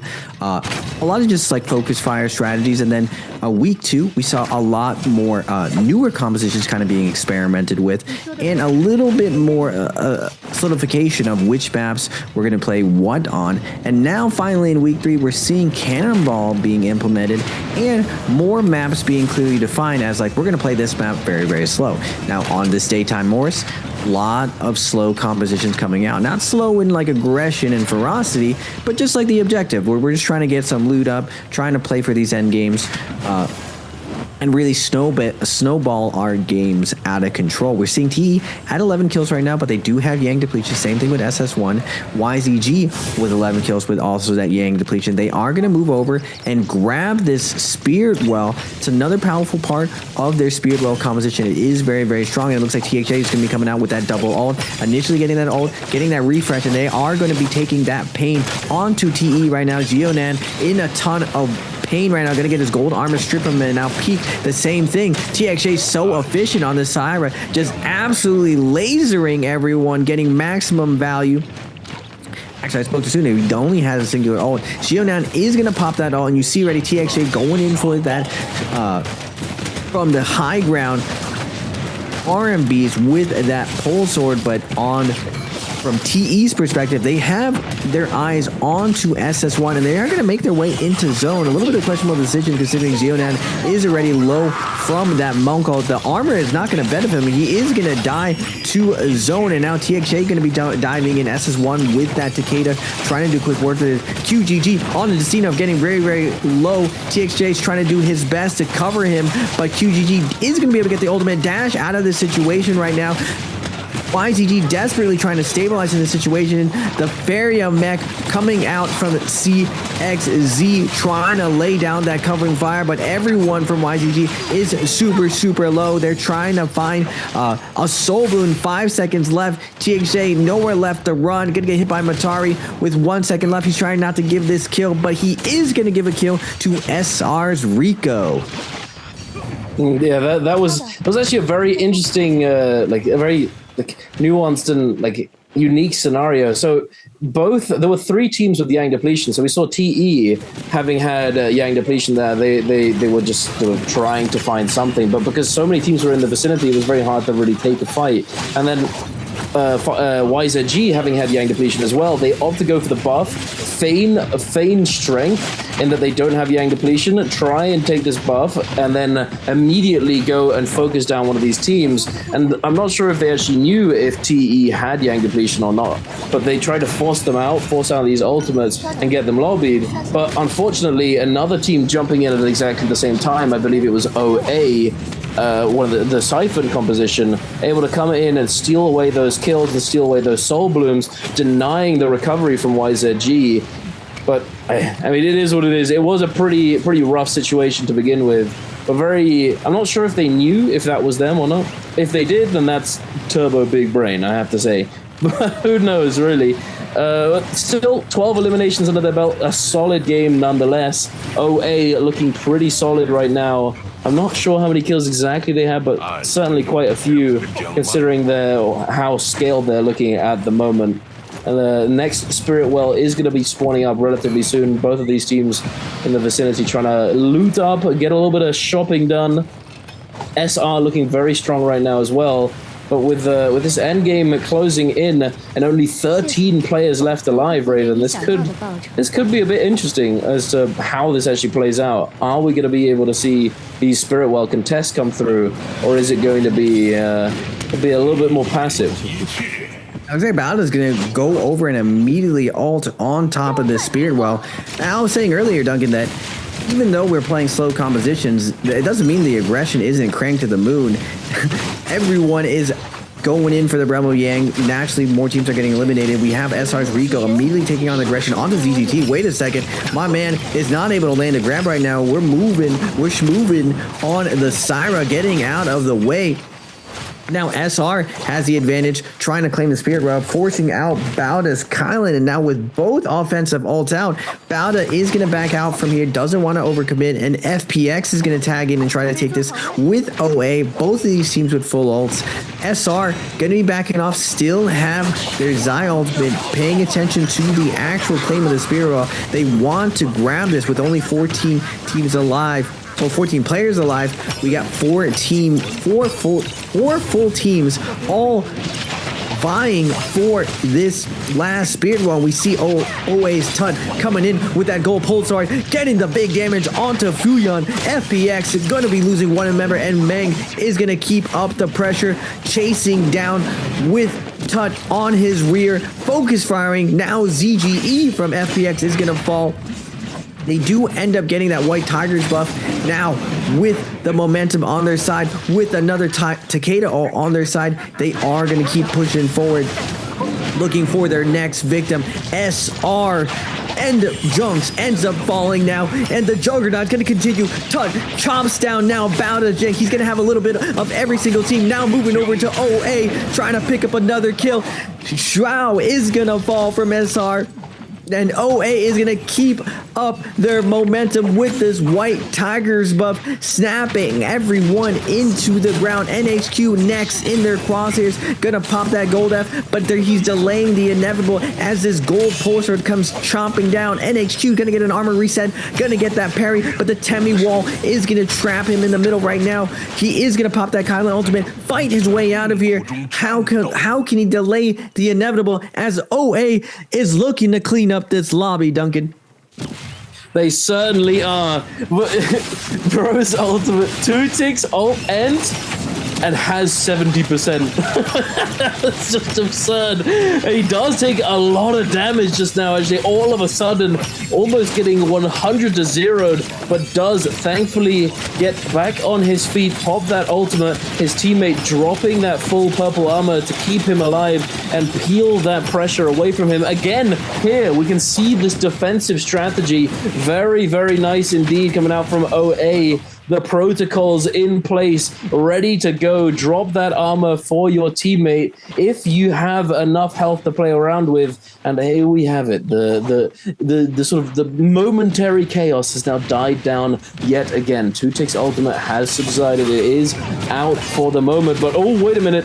The parry's coming through. Wolves diving in, trying to take advantage of this weakened OA. LJX diving in, almost has that ultimate ready to go. There it is. It does come online. Immediately pulling the trigger. Are we going to be able to find some of these double grabs? He's looking to the sky, trying to find one. Does not connect. He finds one onto Meng. Wait a minute. PP directly above him. He's looking to try and kite away, but Bauda is actually going to be able to take away this kill from them, dropping down from the sky with those flying knives, sniping the kill out of his hands. XCM does get grabbed up and immediately getting taken down yet again. LJX is going to be able to get a decent amount of value out of this ultimate, but it is now going to be going down. And who's taking this one, Raven? Because this is a very strange end game to see in trios in MBBL, I have to say. A little bit of an overheat from OA. Now Wolves going to take advantage of this overheat. Wolves known for their kind of super consistent play, just like GG. Big Harry's going to come out from Jing. Stagger's going to come out, but Wolves in a 1v3 situation. The Kylan ultimate, Jing getting juggled left and right, desperately looking for a parry, but it's not going to matter. Wolves is going to clean this up, claiming that first place. Smiles on everyone's face, knowing that they robbed that one. And going into this endgame, there's no Vipers to be found. Just a bunch of Syras accompanying the Siphons, and Transformers going to Zen games, and we see in the end, so we'll have to see as this game 4 kicks off. Only 3 Vipers in the lobby. It's gonna go to that late game as all these teams try to scale on this game 4 of Holorath. And now kicking it off, we're going over to Metab with Bowder and I believe OA fighting it out off spawn. ZZZT. Oh my goodness, he had fun, didn't he, Raven? Fun and interactive gaming right there. Unable to move. What on earth is that? Good lord. The fist blades, spear. I don't know what else that was. But just the constant tech chase. Where's green focus at? Just like, what are we doing? What are we able to do in that kind of situation? This is why creating numbers advantage for yourself and your team is so important, as you're able to do things like this to fully deny any counterplay. And this is like a lot of the reason why these pro teams and these experienced players are able to actually secure these eliminations, because they're able to coordinate and consolidate all of their efforts onto singular targets by peeling them away from their teammates. Now, taking a look at OUG and TE, looks as though Jin Yu is out here on his own, trying to kite away from this team. Now going into this giant canyon, not the place you want to be if you're looking to kite away. He goes out into the open and just gets cut down by TE, picking up their second elimination of the game. WZ Luoye, looks as though WZ managed to get their hands on the puzzle, open up that box on Salvation Podium, and secure themselves some golden nunchucks. Decent weapon for Viper to have early on, especially with that F2, as that ability does scale with that weapon rarity. He's going to be doing about 500 damage with one button press, fully protected with gold focus. Let's get it. Oh, wait a minute. Oh, wait a minute. They're just coming out of the sky. It's raining Pulse Sword right now, Raven. What on earth is that? Out of nowhere. It's not raining Pulse Sword. It's not raining cats and dogs. It's raining Pulse Sword and great stuff. Aloye with the gold nunchucks, able to weather out the storm. Nice port going to come out from the Wuchen, but FPX with the Syra and those beams going to be getting on top of Cookie. Cookie down to a 1 HP situation, getting juggled over and over. Can he get around the corner? He does. A little bit of a mistake from Fuyan, but he makes it with the cancel, gets the grapple, gets the RB, and closes it out. Now FPX has the Tesla ult on top of him. XMU from WZ trying to chase down his opponent. He ends up fading out, throwing that one charm, and Fuyan is going to close it out with the parry, putting him out of his misery. Now, Luye got out of there with those gold nunnies. Now moving over to the one cannonball in the lobby, we got Wolves opening up with the Syra ult and the Justina ult. Can they locate where SS1 went? 85%. Looks like they're going to cut noise right here, so the opponent doesn't know exactly where they went. Nice job using the cave system and the verticality. Very tricky Wuchen port. We are going to move over to TE versus FPX. White armor of TE not looking so hot versus FPX's purple and blue armor. Kiki is going to eat a focus attack on the way in. Meteor coming out from Youth to try to open up. Nice dodges coming out from FPX to ice off some of this pressure, but now the Syra ults are going to be coming out. Both teams busting out the beams. Matari ult is going to be used by TE defensively, but it's not going to matter. Youth is still going to get tracked down by ZG, and the pole sword is going to chop him in half. It is indeed. It's the Pulse Sword gaming right now. It's the Pulse Sword thunderstorm rolling on through. FPX now gonna be trying to fight this out regardless of the Moonbane. TE not able to get that Moonbane down in time, and now a lonely Syra gonna try and salvage the situation, but it's not looking too good, Raven. Out in the open, trying to secure this resurrection is going to be difficult. Youth having had his ultimate, not able to use it, not getting it out in time. Peak now being forced off the body. Looks as though FPX are in full control of the situation. Moonbane has got 30 seconds left on the timer. Will he be able to actually salvage this and actually get that resurrection off? I don't think he is. The cannon fire is too much. What is he supposed to do at this point? I think it's over. There it is. The call is made to hold E and go into that soul form, and now Peak is going to get pushed by FPX. He's being surrounded as we speak. They're holding him in position, trying their best to herd him into a very vulnerable position here. Are they going to come back and try and save him is the question. I don't think that that's going to be the case. No, wait, maybe. No, surely not. Surely not. Peak does find a bit of damage onto Fuyan, but immediately getting tech chased down by the other members of FPX. The Golden Nunchucks doing work, and FPX going up to what I believe is 6 eliminations in total. Very nice early start for them. Yeah, I'm surprised that he invested that Temiel in a 3v1 situation. They really didn't want to lose the possibility of their Syra going down right there. I guess with a third party, a little bit of an overcommitment there, but you know, secure the win for sure. Don't put yourself in a more vulnerable position as the first Rumble Yang. Everyone's posturing to loot up right now. Get out there and looking at the overall kills for this off spawn. FPX, like you were saying, Duncan, up to 6 kills. OA at 3, TE at 2, SS1 at 1. It doesn't look like the Viper compositions are having all that great of a time. Now, we don't see the very top. Never mind, I spoke a little bit too soon. YZG having a good time with their Viper composition, winning their first fight. And now they're going to be spotting out FPX. What is their execution going to be? Because remember, Viper never goes into Rumble Yang. We're going to get a silence onto Takeda. He's not able to pop that F1. The max range knives are going to be coming. They do get the Tesla ult, plus the other silence right now. Double Tesla ult is going to be coming out. TXJ staying on top of Kiki. And then Takeda is going to be taking down the lifeblood of this composition, but they do still have the Syra. They possibly still have a res right now. FPX now trying to fade out, and again QGG with a massive Tesla getting both players again and denying the soul take back. Syro is going to be able to get into ult, but nice coordination from YZG, able to triple charge into all of them. Takeda is back right now, but did he come back a little bit too soon to die over again? They still have the Wuchen port up. TXJ going to be kiting this out, but Yon on the Syro going to stay on top of TXJ. They have to be careful right now. Kiki does still have Takeda ultimate, but he doesn't have all of his loot. Beyond down to a last hit situation, going to go into the F, jump to the window, get out of there. FBX, Kiki, and ZG going to be trying peeling for him. The Temiel finally comes out, but TXJ and crew are going to be on the outside of it.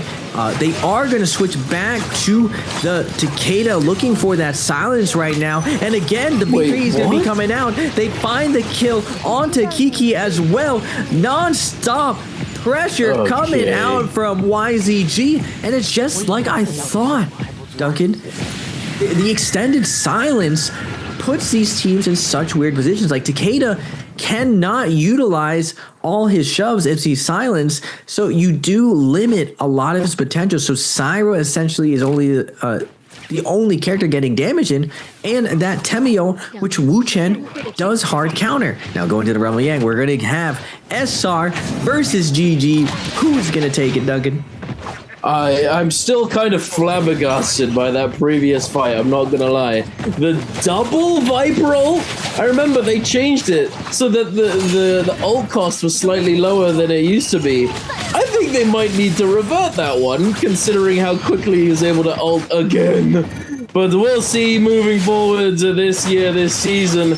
For the moment, we're taking a look at this fight between GG and SR. CJS in that Mongol now coming out of that ultimate. SR jumps with those flying knives, trying to create an opening, sending those double charge horizontals out like hotcakes, just boom. Boom! The parry comes through from CJS onto Rico. He's a bit too far to actually take full advantage of it. The parry comes through from 330. Junks immediately getting comboed. The damage coming through. Zhao, Junks, they're looking pretty cooked right now. Rico gets turned on instead. They switch targets for the moment, forcing out that combo breaker, and now it's just a formality. GG cleaning it up and making it look clinical. Very nice indeed. The flying knives, they were doing work, but it's just, I think It's almost a bit the boy situations. I think just haven't been fully figured out. The sort of like the understanding of when to release these kind of things. Because if you're at distance, you do have a little bit more time to think about these sort of things. Like when are they going to release and that sort of. They can't close the distance all that quickly, etc. But regardless, we're taking a look now at BBE, who have managed to get their hands on a Spirit Well. And of White Tiger's prowess, and now actually kicking it up a notch. Let's go, BBE on 3 eliminations, already doubling what they have had so far in the first 3 games. And this could be a telling factor that BBE just performs better on Fireflies. You know, there are some teams that do slightly better on Firefly maps than they do on daytime maps. BBE could just very well be one of those teams. But in future, perhaps they're going to have to figure out how to do a bit better on daytime, because that's as a team hoping to do extremely well, you need to have all parts of your game figured out. Well, BBE in 5-2-1 had a big roster change, so that's true. It's still the first season, and they mainly play NBPL to prepare for World, so they're probably working out a ton of kinks, especially with the new meta and everything, finding the right roles for everyone, especially on a new team. Fireflies, like you were saying, definitely supplements to make you allow you to play a lot more consistently, because if you always have 3 ultimates, it's a lot easier to navigate a ton of different situations versus scuff situations where you might have like 2.5, 1.5, a couple ultimates in the gate. We are going to go back into the Realm of Yang. OA versus Wolves. Knives on Tootik, as Duncan calls him. He is going to find the focus attack and finish out the King, rebranded to LJX. Justina ult is going to be invested, but going to get shoved immediately and dodging the dash. Oof, ZK not looking as polished as QGG on the Justina. Completely shut down by this Siphon composition. Tough break for them, and Wolves is going to get cleaned up. That's what I was saying, Duncan. That's generally what I've seen when it comes to Cannonball. Only on the back of like TXJ's team have I really seen the composition work. We are going to see YGG try to fade out, getting away from CJS's Monk. Ooh. Nice Parry going to come out, taking TXJ's gold weapon. Big jump parry going to be coming out. Dragon Slayer is going to come out onto CGS. RMB with the stagger into the silence. Wait a second. Monks is in trouble right now. And TXJ with the cheeky silence, able to secure the kill. And now LXM is going to bow out, knowing they do not have ultimates. And again, those kicks, those silences coming in big. We have SS1 coming from the top rows. Do they want the smoke? They do. Zoo1 and crew did see them get some work in. Wait, they pumped the brakes. Is it the classic head nod between the Vipers? Let's get everyone else. TE's peak is going to be taken down by the likes of SR and Junks. TE's youth trying to get out of this situation. No max grapple, so sad. A little bit of a short grapples coming out from Junks as he chases down youth on the Zai, trying to go into the building, make his way out of there using the Meteor, but still they are sticking on top of him. Scalework's going to be coming out. Junk's trying to cut off the getaway with the flying knives. Youth able to get that armor swap, giving SR the run for their money right now, not making it easy. Finally get one stagger, and as Duncan liked to say, fun and interactive gaming as those light attacks close him out. Indeed they do. And now heading over back to where we were before.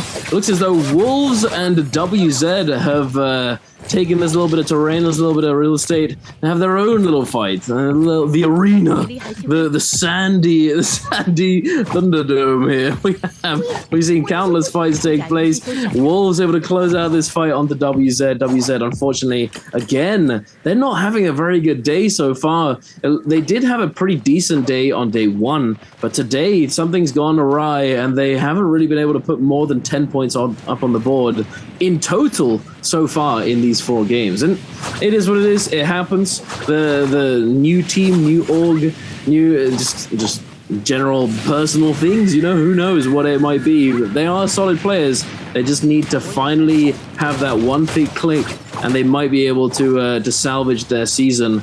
But for the moment, let's take a look at YZG, who are trying to hold on to this Spirit Well, being contested now by BBE. BBE on this Siphon composition, Claw, trying to find a way in, gets the grapple onto TXJ. No silence available. The Tesla ultimate is going to come through for the peel. He is going to try and get that ultimate off. Now TXJ with that ult is going to be fighting back, trying to find something. The double charge LMB from those flying knives is going to do a lot of damage. Claw still silenced, waiting, biding his time until he can pop that ultimate, but not going to be able to do so as they port out before he's able to do anything about it. GG in the realm of Yang, though, up against OUG with the double grab, kablam, CJS doing work for his team. As CJS with the double grab, able to heal himself. Shinju only had one grab, now they're getting much heals. He's able to jump over the slam of CJS. CJS gonna get a last grab situation, but GG looking very, very stacked right now with LXM in that Kylan ultimate, causing a lot of havoc right now, keeping GG CC'd. Baby U coming in with those horizontals, getting the parries to come out, and both Shinju and OUG's you trying to get in there, trying to keep up the pressure, but nice peel coming out from GG, now taking out the zipping of OUG. Baby U with the gold pole sword, it's not gonna matter. Shinju doesn't want to risk getting parried, and GG with that solid peeling game, covering their support and getting a nice flank to secure that first kill, then just cleaning it up. GG looking like a force to be reckoned with. Double gold armor and purple armor, plus all those gold weapons. This is where Transformers shines. This is where Siphon shines. You need this loot to get it going, and now they are in a good opportunity to close out this game with a high amount of kills and secure that MVP. Absolutely. And it looks as though they've OA coming out of the realm of Yang as well. The head nod, the handshake, just to do a little bit of shopping and go their separate ways after the fact. SS1, this is they were the ones to pick up the Draco Storm from a Spirit Well. As they are on that Viper comp, it's highly unlikely that they went into the realm of Yang. We also saw OA coming out with the realm of Yang. Water leading the charge, doing a little bit of PvE questing there with the gold quests. We've got SR now in that soul form, trying to find a place to resurrect themselves, looking to scout around and see if they can find a fight taking place. That was a third-party opportunity to be had. OUG likely doing exactly the same thing. They might be meeting up in the icy area if they keep going along these paths.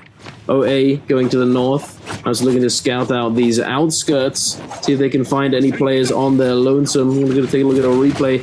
OA up against SR in the realm of the Yang 2 tick in the sky from that F1, the RMB focus, just fully consolidating onto Junks, getting it knocked up and knocked back into that Tumult Wall. But oh my goodness, the dazzle coming through into the huge Wombo, the full follow-up coming in, absolutely obliterating Junks and all but securing OA's victory in this realm of Yang. Yeah, nice job from Chut to secure this kill onto the Temi, but he has to be careful right now. Rico on the flank with the Cavalry Bloom. His teammate is keeping up the pressure, and Rico is going to fall. Now they keep up the last person alive. Wait a minute. Minute 11 seconds can be dangerous if Syra gets the ultimate right now, but nice jumping LB is going to become a fun and interactive gaming. As Duncan likes to say, we're going to go back to SR on the outside with Yang depletion this time. OUG, Baby U with the RMBs of the flying knives, trying to keep Junks at distance. Man, we're throwing a lot of RMB focus attacks right now. Junks unfazed, wants to dive in, wants to force out the Kylan ult actually first. Gonna get that LMB off. And gold staff pops out of nowhere. Don't know who's screwed it up, but Baby U stuck in a tough position. Temiel's gonna be invested. He's forced to pop ultimate.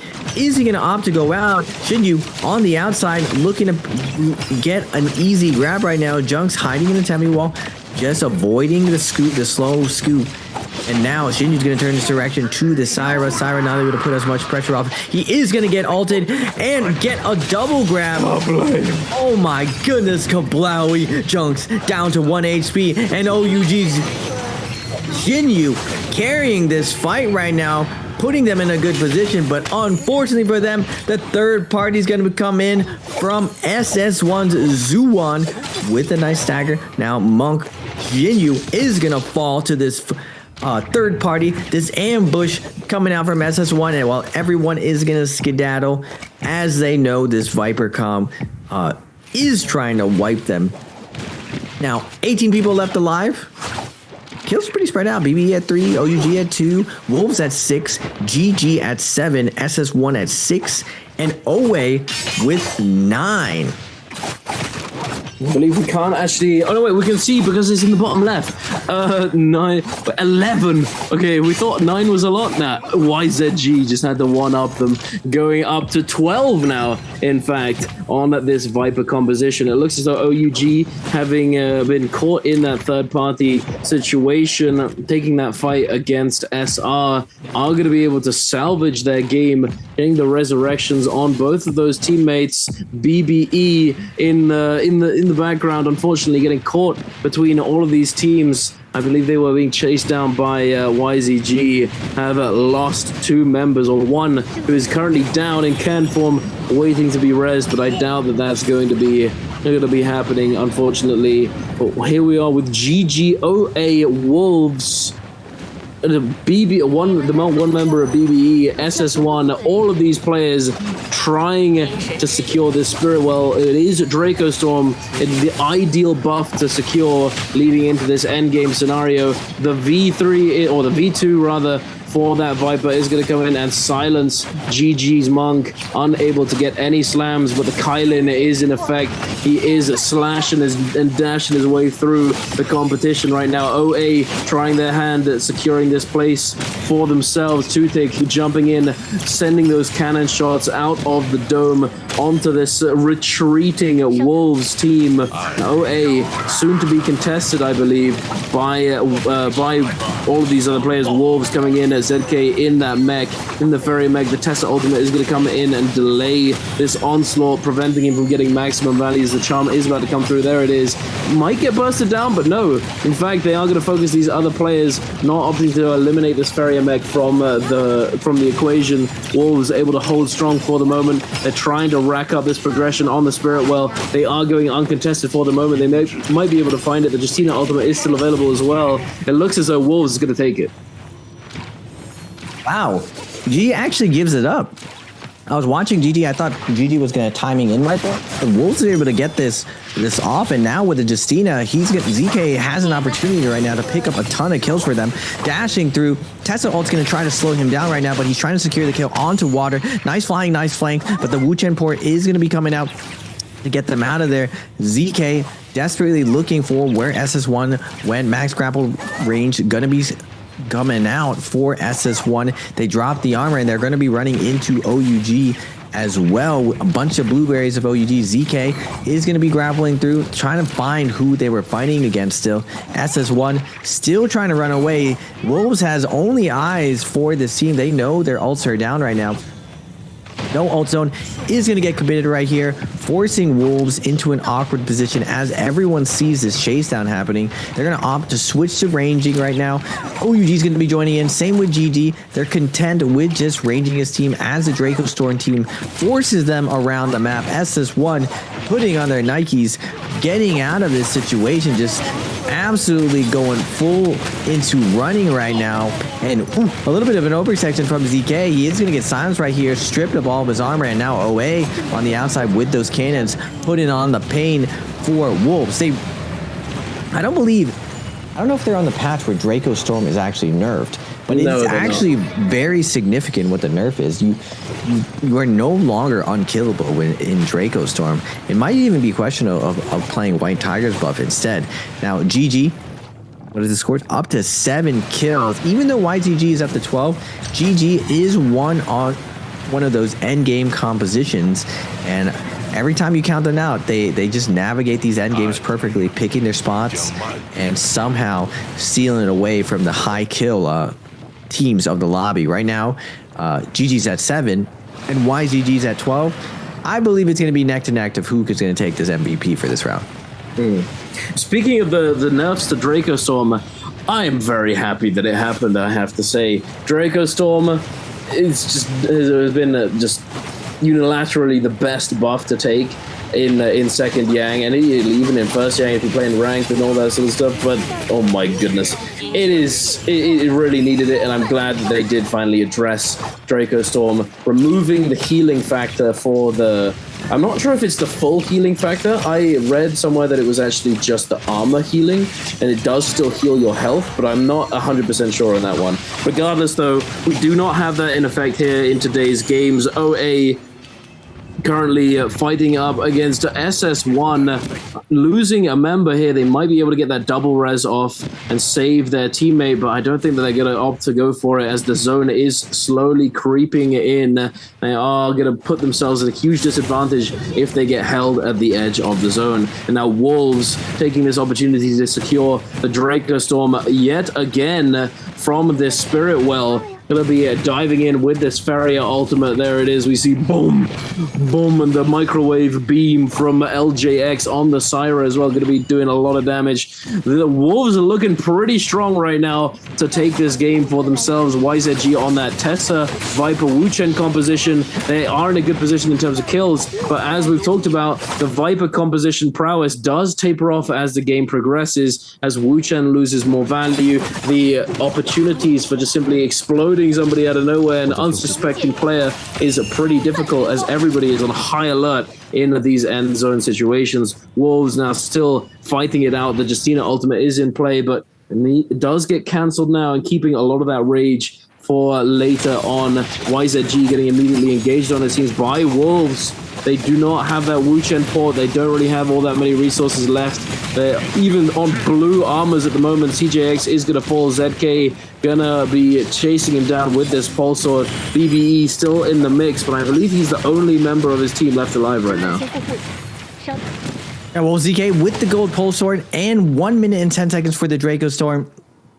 Wolves has an opportunity right now to overtake YZG for the kill lead, taking this MVP of the round, but they still have to deal with GG as well. And it looks like YGG is going to be getting picked apart. QGG on Tesla, trying to get away from that. It looks like NHQ has him in his crosshairs, looking for the folks attack with the knives. And Baby U is actually going to steal the kill. OUG with a little bit of life left in them, battling it out on the high ground. Always PP with the cannon shots, and again GG kind of just binding their time. They need to make a move soon, playing off this heal off, and OUG's up to 5 kills also on the Monk. So interesting situation right here. OUG's Shinyu finally getting Monk ult right now, and now GG is going to get forced out to pop their ultimate due to Wolves, Syra, and now Farias. He just has to be careful right now. He could get pushed in the zone. He does get that initial grab, and Faria is not going to let him slam. Like I said, Monk in a very tough position. CGS has to detransform a little bit earlier, and now his teammate ZK on, not his teammate, Wolves. ZK on the Justina getting very, very low as Wolves tries to navigate through this at 9 kills right now. They're trying to pass the 12 of YZG.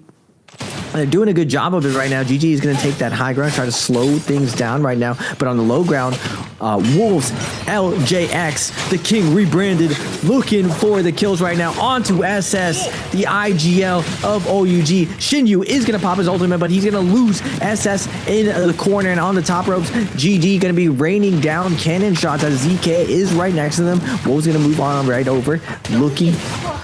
Shinyu wants to find the double grab onto Wolves, not able to do it. He's forced to detransform right now and immediately deleted by Wolves. Wait a second, Wolves has been tying now with YZG. They just have the crippled GG to go through right now. Baby U is going to get taken down, and on the high ground, LXM and CGS trying to delay, trying to get their ultimates up, but the grip is tightening from Wolves right now. LJX is able to find a kill. 2 people left alive. LXM doing his best to kite to get to PP. Who can survive longer? Will it be PP? Will it be LXM?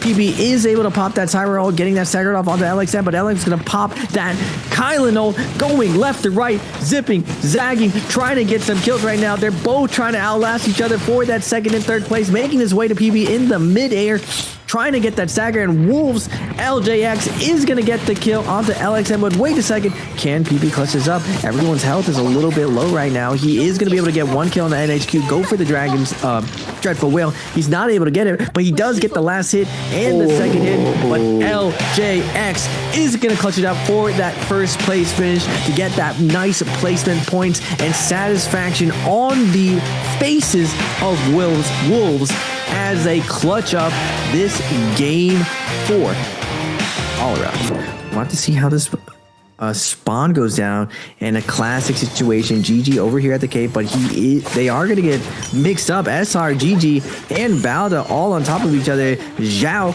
does get the weapon off spawn, so ZZG is going to fall right now. Now going to the cave. CGS gets ultimate online with the Fire Life, able to immediately juggle up Balda's Jing, and Zhao again juggled by LXM as well. GG making quick work for the challengers of their location. This is GG's cave. You got to get out of here, folks. Yeah, GG is pretty well known for coming here. All these teams are trying their hand at contesting. Are they going to be successful though? Bowder and SR scrapping it out on the outskirts, on the other avenue, the other tunnel to the cave, able to take down a member. But one of their players, Zhao, is down on the other side, and now LXM jumping in, immediately getting exploded. The slaps coming through for Rico. Get out of here! This is my cave now, GG. I'm coming for the title, but are they going to be able to secure it? Rico going down extremely low. The Scale Rush just misses. The Stone Form isn't enough. The Pulse Sword damage reduction on Stone Form not able to save him there. Unfortunately, GG still, oh my goodness, extremely low, but there it is. They're able to clutch it up and keep their dominance in the cave, claiming 4 eliminations in total. Very nice indeed. GG, still the king of the cave. They are indeed ducking it. Looks like, how many Vipers do we got here? 1, 2. I thought we had more right now. I guess there's more at the bottom. At the bottom for the top 18. But Wolves on the Viper composition, they do have a Moonbane, and I did spot out that their Viper has a traditional silence. So both Wolves and YCG, both top teams, top 5 teams for the last 2 or 3 years.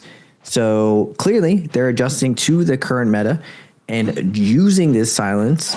We'll have to see how Wolves is able to capitalize. And I always feel like the lobby always gets a little bit lazy as we move away from Silence Viper. Everyone starts picking in like other compositions where you don't really have a counter to Viper. You start just adding random characters to this, and then all of a sudden one day you're like on Tarka double healer. That's how it starts, ladies and gentlemen. You start moving away from the true counters, and you start playing for fun. Don't play for fun. Stay competitive. I mean, hey, wait. So Tarka against Vipercom, insta ult, run them down, animation cancel, dodge, Tessa ultimate, gaming, the ultimate counter to Vipercom XD. No, definitely capping right here, ladies and gentlemen. Let's not take that. Them. Yeah, just infinite them. Just do it. Just hit him with the Sichuan special, bro. Just go ham. What if they added stagger immunity to Tarka? That's the change that they go. If they you're did that, and you just become Yueshans. You just a full juggernaut. You cannot be staggered anymore. I mean, if they kept everything he can do now and added the anti-stagger, that'd be a bit crazy. If I'm being honest. Every attack. Can you imagine all the weapon swapping Tarkas? They just don't need to care at all now about anything. That'd be absurd. Surely not, right? Surely not, right? But we'll see. I've got a lot of ideas of what they could actually do to Tarka to make him viable without being broken. But I'm gonna hold off on talking about that because we'll be here talking about it for about 10 minutes. So another time, perhaps someday on stream, you'll hear me talk about it again, as I've talked about it plenty of times. But for the moment, we're here. YZG up against OA, fighting out in the mirror matchup as well. No Viper in sight for the moment. Oh, actually, wait a second. As I say that, I look at the map and I see BBE waiting in the wings, biding their time and looking for that optimal opportunity to dive in and third-party the situation. And YZG actually being in the middle between the two might eat the brunt of this power from the Viper composition. Diving in, they do find one grab, 2 tick goes to the ground, the combo break comes through, and now PB coming out of that ultimate along with TXJ, and BBE pulling the trigger, immediately engaging onto PB. Looks as though OA is going to be the target this time. Now BB's where he's gonna land that R&B onto PB. Nice ultimate coming out from him, and OA is gonna be backing off right now, using that Kylan ult to POYZG. Backing off as well, looking to get their ultimates back online, possibly set up for the realm of Yang. Looking at the off spawn, GG dominated their position, getting up to 4 kills. TE also finding an off spawn team white with 3 kills, and OUG as well. Nice presence of mind from YZG to back off, get to the cave. Now that's also been TXA's spot. The southern cave to the north is GG's spot. And so far, TXJ hasn't been landing there, but him and VVV, no matter who their third was, would land there every single year on more. So it's strange to me not to see him there. OA's Tut is going to get caught by Roy Hehe on the Viper. Looking for the sliding uppercut. We do get it. Tut a little bit surprised right there, but the spacing from Roy Hehe, excellent. He ends up catching him out with the sliding uppercut. Very nice indeed. Now heading on over to Wolves and TE. We have the Moonbane set down on top of this fight. Now going to be heading out. TE trying to disengage, but on the Siphon composition, a little bit of an optimistic Tessa ultimate, I have to say right there. Not going to be able to... Wait a minute. Did you see that? He jumped in the air, had F1 active. The ZK throws the focus from the ground up at him, and he just teleports to the floor, grabbing him out of the focus. But actually, optimal, because he wanted him to come down out of the air so that he could kill him. I guess proccing the F1 was optimal in this scenario.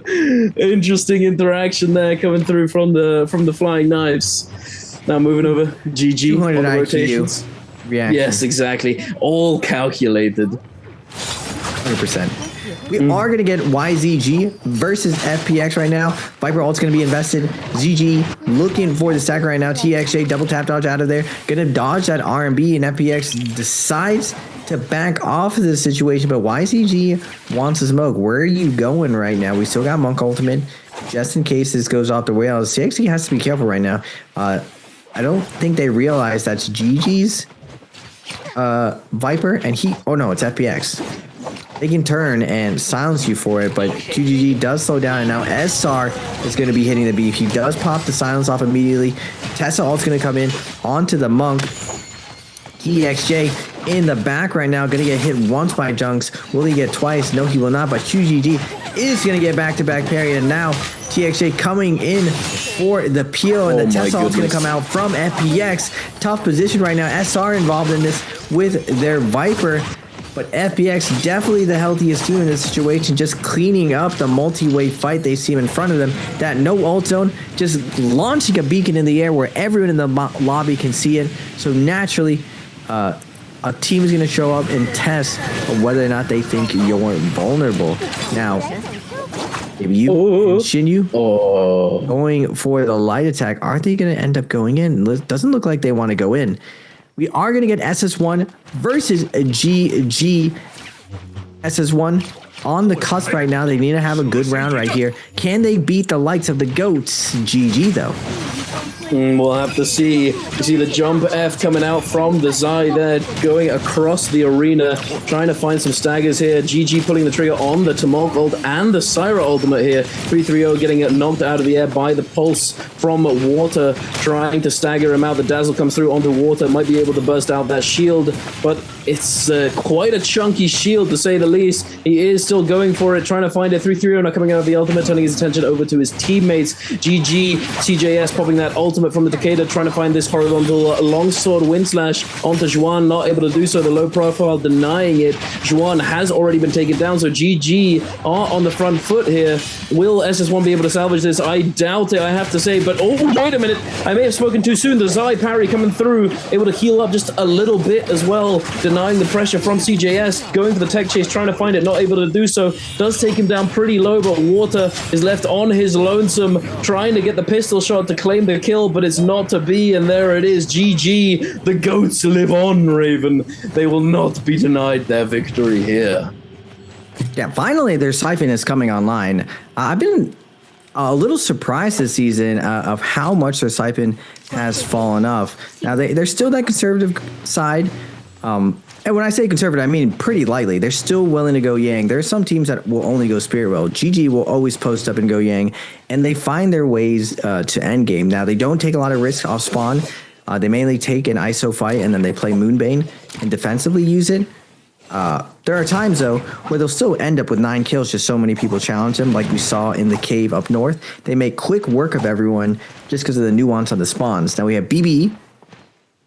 Where are we at? 2 kills. Unlucky. They had 2 kills off spawn. They did manage to grab the Spirit Well, it looks like, and they have the blue buff. So they have an opportunity to take a free fight here. Well, quote free, as long as they have Wu Chen. GG has the red buff, but it looks like BBE doesn't really want to fight that composition. But do they really have a choice at this point? CGS is coming in. They know they don't want the fight, and they're coming in hot. Wait a second. Wait, that's a Matari on BBE. It's not Tessa. Oh, it is. Wait. I think we just both glazed over it. We didn't see it at all in the character selection. We just saw the Viper, and that was it.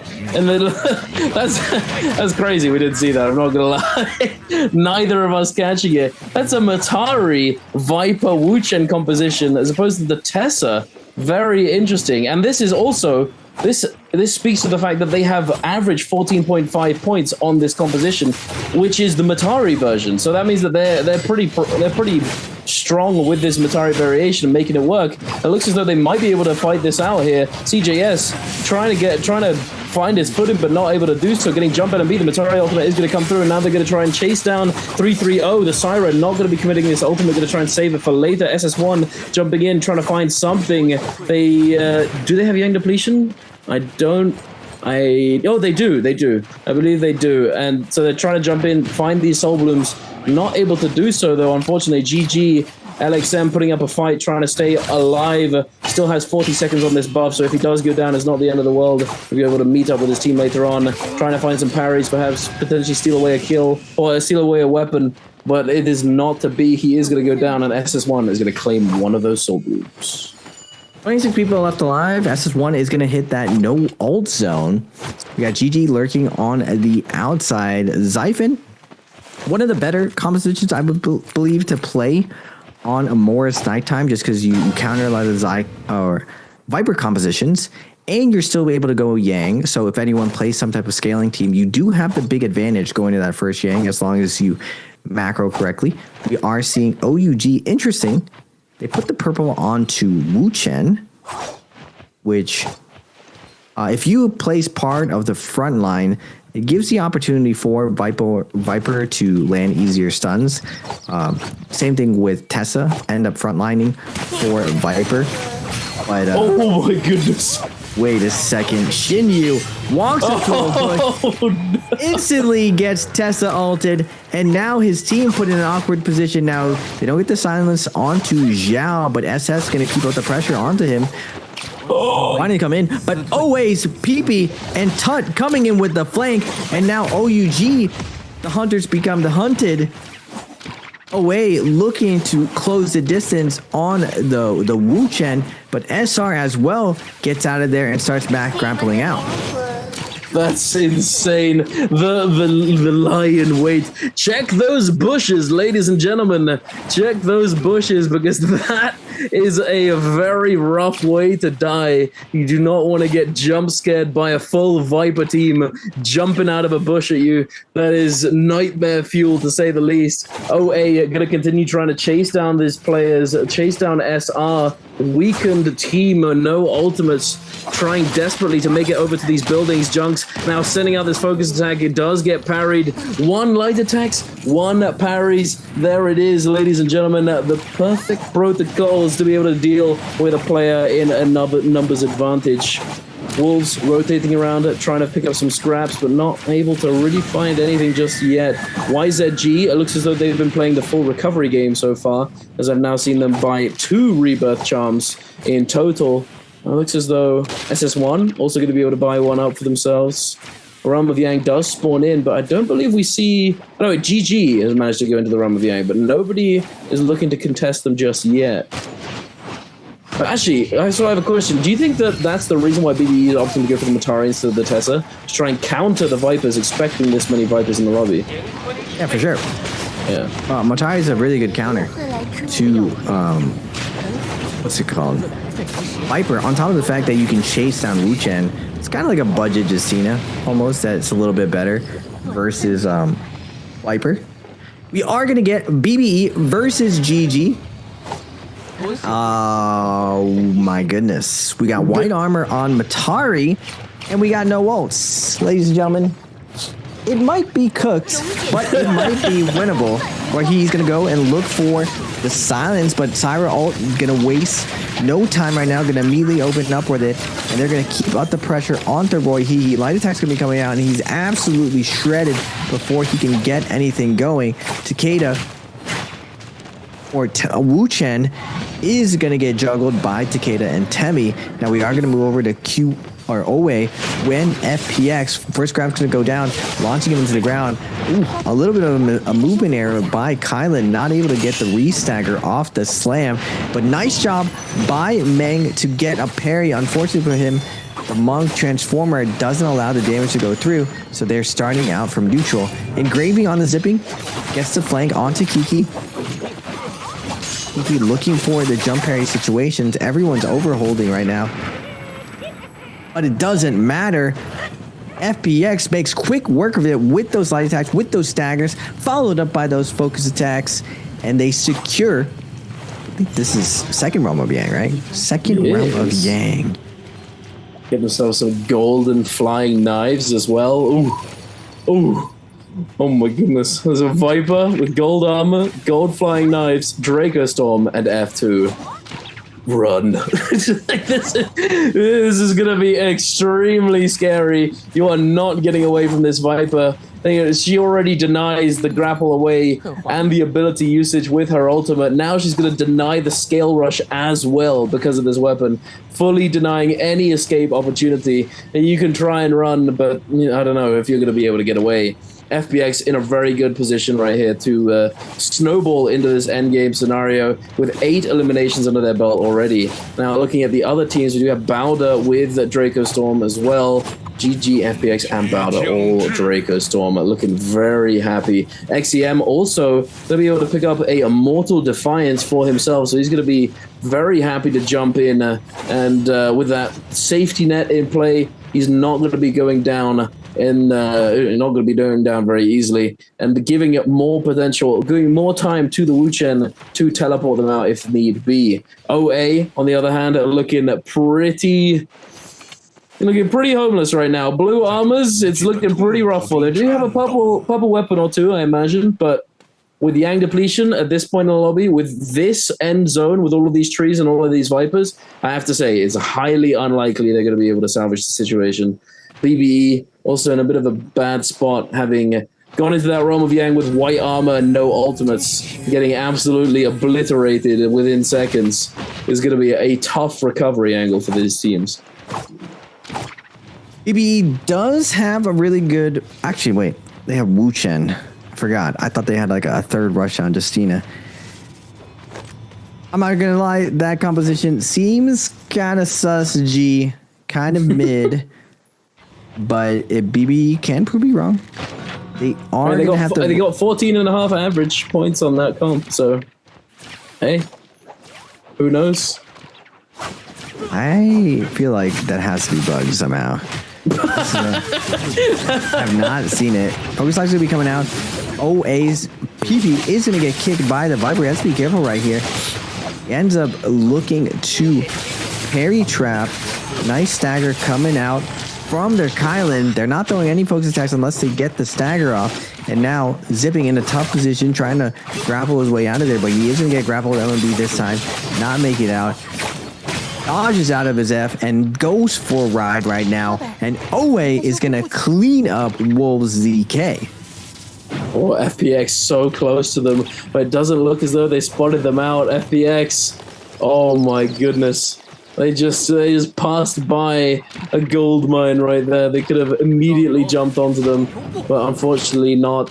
They're not going to be able to take advantage of this weakened team here, this weakened Transformer comp. But instead, they are going to be chasing down SS1 Water on his own. He does have one team member or one teammate left alive, but it doesn't look as though they're in the vicinity to even try and help him out. The Zai, unfortunately, is fully dead at the moment, and they're trying to recover their game, try and find some money, perhaps see if they can find a rebirth charm.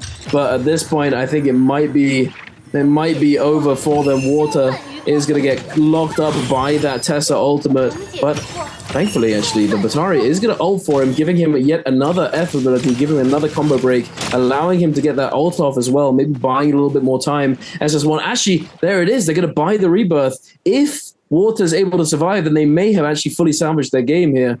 But heading on over to where the party seems to be, OA Meng is getting fully committed on by OUG, able to pick up this elimination. He's on his own, unable to do anything. Wait a minute, BBE, they were fighting YZG, actually have a kill onto CXZ as well, but they're not able to close it out. They do get double grabbed. The res is going to come through onto CXZ, I believe, relatively soon, perhaps. There it is. But the Flame Breath might actually take him down. 1 HP in a dream, there it is. BBE's just farming them right now. They're farming them for soul blooms. They might be able to recover. Are they going to claim the second one as well? I don't think they will. They've only cleansed one Yang depletion so far and immediately getting jumped on by FPX. Rohihi going to get locked up by the Tessa ultimate. The Viper ultimate is coming through as well. And there it is. BBE might be over for them. And there it is. It is indeed all fully eliminated. Sad to see. But 6 kills? Not too bad. You know what's kind of funny is that their total points is now 14.5. Perhaps it was an omen. Perhaps it was a prediction. I don't know. But regardless, we move, we go forwards. OUG are not slowing down just yet, trying to chase down the remaining members of YZG, having been forced in a very rough situation by BBE with their Yang depletion. Yeah, maybe they move up and score to make it past that 45-point threshold. And remember, we only have 2 games left. Game 5, we got to clutch up right now. There are 17 people left alive. FPX probing around with OUG, but GG is going to be camping out on this Spirit Well. And remember, if Takeda guesses, it's going to be a slugfest for the rest of the lobby. They are delaying it to the last second as the zone pulls in, so they have maximum time. Bauda on the high ground wants to ice off some of this pressure as the Spirit Well. Draco Storm is going to come out, and I don't believe this is a nerf Draco Storm. This is the OP one with the health regen. Yeah, now, the good thing for OA is that, actually, that's a good thing. The Zipping has white armor for some reason. So the vibes are going to be checked from OUG to see exactly how healthy and what your intentions are. And it looks like they just want to be backing off right now. GG does not care. They opened up with Syra ult, expecting there to be a lot of people, not just a lot of people running at them. So this is a little bit of a vintage Naraka where people actually run away to leap instead of mashing into each other over and over. But still, I spoke a little bit too soon. GG's already in with the Draco Storm, sitting on the background, 330, peppering in those pistol attacks. Always PP doesn't even want to bother with a double grab. He just looks back, de-transforms, and starts grappling out of there. Now, unfortunately for him, his healer is right behind him. So he's going to get committed to this, and he has to turn around right now. Tough break for them. OUG's Shinyu with the Tesla getting 2 of OA right now. Fading back right now. Multiple people. Just so much chaos coming out. Bowda ZZT able to pick up a kill onto OA's Meng. Wushan Port's going to be coming out. Almost ported into the Moonbane. ZZT does get hit by the Moonbane. Has to be careful right now. Verticality, not something you want to play with when it comes to Moonbane. No, not at all. It's very hard to see where the Moonbane hits are going to land, but ZZZT, he does not care. Is he grapple through the Moonbane? This guy is just, yeah, absolute tank, absolute Chad, does not care about the big snake in the sky. GG, now licking their wounds, healing up, looting up all of these goodies that they've managed to get themselves. Double gold weapons, double golden armor as well. They are looking very, very healthy and very prepped to go forward in this end game. However, on the other hand, we see OAPB on the blue armor, who's trying to make his way through the Moonbane, trying to find a spot to call home. Oh, okay. We're moving. GG, avoiding the Moonbane hits. CJS now getting over onto the Spirit Well, gonna try and lock this one down before any other team jumps in. Oh, the F2 into the Tesla Ultimate is gonna potentially lock down CJS. He is gonna get charmed up now, but are they actually gonna get any follow-up? It doesn't look as though they will be able to. PP dropping down from above into the mix of it. Immediately trying to then disengage again. He's stuck in the wall. He's trying to survive. Will he be able to? For the moment, he's still alive. CJS now getting locked up by another Tesla Ultimate, I believe. The Viper Ultimate is going to be coming through as well from FPX. GG in the mix, but they get the Spirit Well somehow. How on earth? I thought there were so many people standing on top of it, but no, they do go uncontested, claiming the Draco Storm, and now GG have the full tempo to just dictate the pace of the rest of the lobby. GG up to 12 kills. FPX up to 12 kills. Viper versus Siphon, the classic going to this endgame, but 3-3-0 and crew do have the Draco Storm now putting on the pressure onto Shinyu. They make quick work of them. Oh my god, he just explodes. CJS with that Takeda ultimate rotating around trying to find the individuals. They find Zuwan with that blue armor. Can they pick up the kill? Now 3-3-0 is poking around at the other gold armor team. He slows down a little bit, just peppering with the cannon shots, and everyone's kind of doing this ring around Rosie as the Draco Storm GG comes rotating around. They are going to fight against XDM. V2 ultimate going to be coming out, and it looks like Syra ult is going to be used in response for 3-3-0, but CJS in a tough position. He is going to fall. A little bit of an overheat right now. FPX taking advantage of the situation, going up to 13 kills, but GG at 15. We've seen GG clutch 2v3 situation before. They do get their Takeda back up right now. Wait a second, I spoke a little bit too soon. They will not go down right here. And now 3 minutes left with 13 people left alive. Who's going to take it, Duggan? Is it going to be FPX at 13, or is it going to be GG at 15? I mean, I would say I'd put some bets on GG right now, considering they still have a minute and a bit on this Draco Storm buff, which is still in its buffed state before the nerf that we just received this patch. It's gonna be healing them just that little bit. It's gonna be disruptive with those thunder lightning strikes. Jinyu is Jinyu's Baby U from OUG is going to get focused down by FPX, taking the lobby down to 11 players in total. Bowder's XEM hiding atop this tree, trying to find just trying to find a little bit of airspace, just holding on, trying his best to survive until those final moments to kill some placing points perhaps and regenerate that ultimate. We can look for a potential drop down and find a few kills later on. FPX fending off GG, trying to push them back, trying to ice off this pressure. CJS constantly tiptoeing forwards, trying to creep in, but it looks as though Matari, wait a minute, jumping in out of nowhere. Wait a second, SS1 explosive entry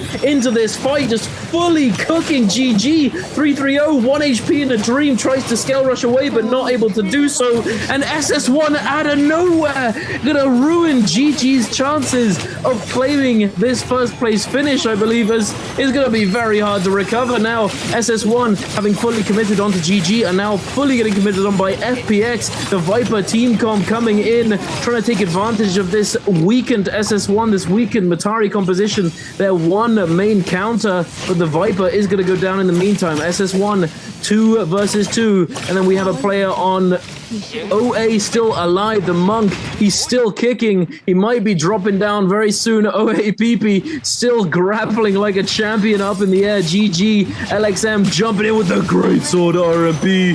The Tumulk with a Dream with the big sword. Juan, get back here, buddy. You griefed us. I'm coming for you. He's trying his best, but no, he's not going to be able to find him. He gets locked down by these other players. PP does have that ultimate, is going to be popping that Monk ultimate. There's no Tessa ultimate to contest. Will he find these grabs, Raven? Is he gonna survive? Is he gonna clutch it up? Oh, he gets 1! 1. Can he get 2 right now? FPX is PP, or PP grabbing one of FPX. GG's LXM as well surviving right now. 3 teams left alive. Scoop is going to come down. Zone's going to be closing out. PP looking for a grab desperately so he can heal off the situation. He's going to go for 2. He does get 2. Kablowy. He is going to go back to full health, and now it's going to be a 1v1 for the win. Temiel's going to be coming out for that last little bit. LXM's going to come in, try to get the lift up, but PP is going to get that LMB and get that focus attack. He doesn't get the Soul Bloom, but it looks like FPX is going to barely clutch it neck to neck, going the distance with GG. What an exciting endgame for this Game 5, for this championship round. Explosive endgame, Duncan. Oh, absolutely. Out with double ult and start chasing people. But ideally, you want to be that composition and win that. Now, Balda could have fixed it. A lot of like the shortcomings, so we'll have to see. I'm excited to see what they're going to do with this Justina Thyra variation with Monk. Absolutely. We'll have to wait and see. But we're taking a look at GG scrapping it out against TE. Beautiful jump parry coming out from CJS. CJS has been on point with the parries today, I have to say. I feel like whenever I call out a parry, it's CJS cooking someone with a well-timed parry, just fully denying the 180, or just straight up coming in on the flank, jumping in with that parry. Beautifully done by CJS and GG. Now OUG and WZ contesting Arcadia, perhaps trying to secure themselves this Vulpine Essence Red Soul Jade. Unfortunately for WZ, they are going to be dying off spawn to OUG. OUG going up to 3 eliminations. Only the 1 blue armor so far, but they are going to be taking the time to pick up these coins and secure that Vulpine Essence. If those of you at home don't know what I'm talking about, there are coins dotted around Arcadia in this area, and then under the main sort of pillar, like bridge point, the middle of Arcadia, there's this blue rock. If you get 7 of those coins, put them next to the rock, it will spit out a red ball Soul Jade that is essentially Mortal Defiance with a little bit extra juice. It heals 1,000 health, and it gives you a little bit of damage reduction and knocks players back. Very useful Soul Jade to get your hands on if you're able to do so. Going over to the center of the map, we have OA chasing down Balda as they're retreating, because OA is just super sack right now. They got purple armor already onto their Zai. Now he doesn't have purple weapon right now. He is going to land the Meteor onto the Syra. They are going to lock down XCM right now. Everyone from OA rotating to focus fire this player, but Syra ult is going to go off. PP stuck in a tough position, is going to get juggled right now. And it looks like, wow, Balda turns this around. You chase them a little bit too far, and OA is going to lose their Syra. They don't want to lose any more of their armor. I believe PP probably has a res to his name. He does. So they are going to take the reset and live to fight another day. It looks like OUG is going to be able to get the Vulpine's Essence all the way to the north. One of the strongest items in the game with 1,000 HP on Kill Strike. Heal. We are going to get BBE on Their Viper, Wuchen, Matari versus FPX, and one of them is going to get instantly executed. Looks like Roy Hehe does go down to the Kiki. The knives from the blind spot ends up decapitating him and taking him down. And now Yuyan and FPX looking to lock down Devon, but he is going to get away for a second, moving left, right. But FPX does have him in the crosshairs. Looks for the meteor right now. Trying to get the scale rush, but the Wuchen port is going to come out, but it goes nowhere. They're out in the open. Oh, no. Does not matter. I mean, Devon's going to move to the right here, try to create some space, but Fuyan again gets the grapple stagger. Light attack is going to be coming out. And finally, Kiki again going to close it out on the outside with the max range knife attack, and BBE is going to get wiped off spawn by FPX. That's their second death as well. That is a full wipe back to the lobby for BBE. That's insane. To be honest, I am very surprised that Roy Hehe was exploded that quickly in that fight. He took so much damage from the Matari, and then coming in the Wuchen have to try and heal him up. The ultimate pop from the V3, even through that little bit extra healing that you get, the little bit of damage reduction is just not enough to keep him alive. The flying knives coming in and sniping him out of the air, pinning him to the ground. He's just down. And then that Wuchen port, I have to say, I'm not sure if it was an attempt at a bluff or something. You know, we're gonna go back this, we're gonna go that way. But they just sort of see them move from one side of them to the other and didn't really go anywhere, unfortunately. It is what it is. BBE, it's only their first day. Perhaps in the second day they're gonna be able to find their footing and actually qualify into the bi-weekly final. And I certainly hope that they are able to do so for their sake. Now, taking a look at YZG, just going through their rotation, they do have a kill on the board already. Looks as though they did go down to a team somewhere, as they have lost their reses. And they're going to be going out to the outskirts, trying to find some loot and get that ultimate for Takeda scaled up, perhaps. What are the chances that you're actually able to get the Takeda ultimate fully scaled to gold before first Yang, Raven? If you land the money position on all maps, it's possible. There are 2 spots on Holoroth that you can actually get to gold. It's one of the strategies that XEG used to do when they were still in league, and GG attempts to do every single time. It's a little bit harder now because they changed. Well, you don't get as much money anymore, and I don't think as many teams are running discount. We haven't really gotten to see the glyphs on many teams like we have in the past. So before you were regenerating money, so it was possible to open up enough slots that you got to gold. I don't think I've seen a gold Takeda in this first Yang at least this season. I might have overlooked it though. It's just Predoria in particular. The top left has a ton of jars. The hard left, I forgot what the city is called on the left, has a ton of coins and everything. We are going to get away fighting for one of the Mercury platforms versus, I believe this is YZG. A little bit of hostility from them, a little bit of probing for weakness, but OUG is going to find the zipping getting very, very low, trying to close out XX move from WZ. The V1 is going to be taken for that zipping, able to pick up them, and now OUG is acting in the back foot after getting parried right now. SS is going to do his best to max range this, but Shinyu is going to get caught out right here to cover his teammates. Nice horse auto going to be coming through to slow down the Monk. The Monk still has ultimate right now.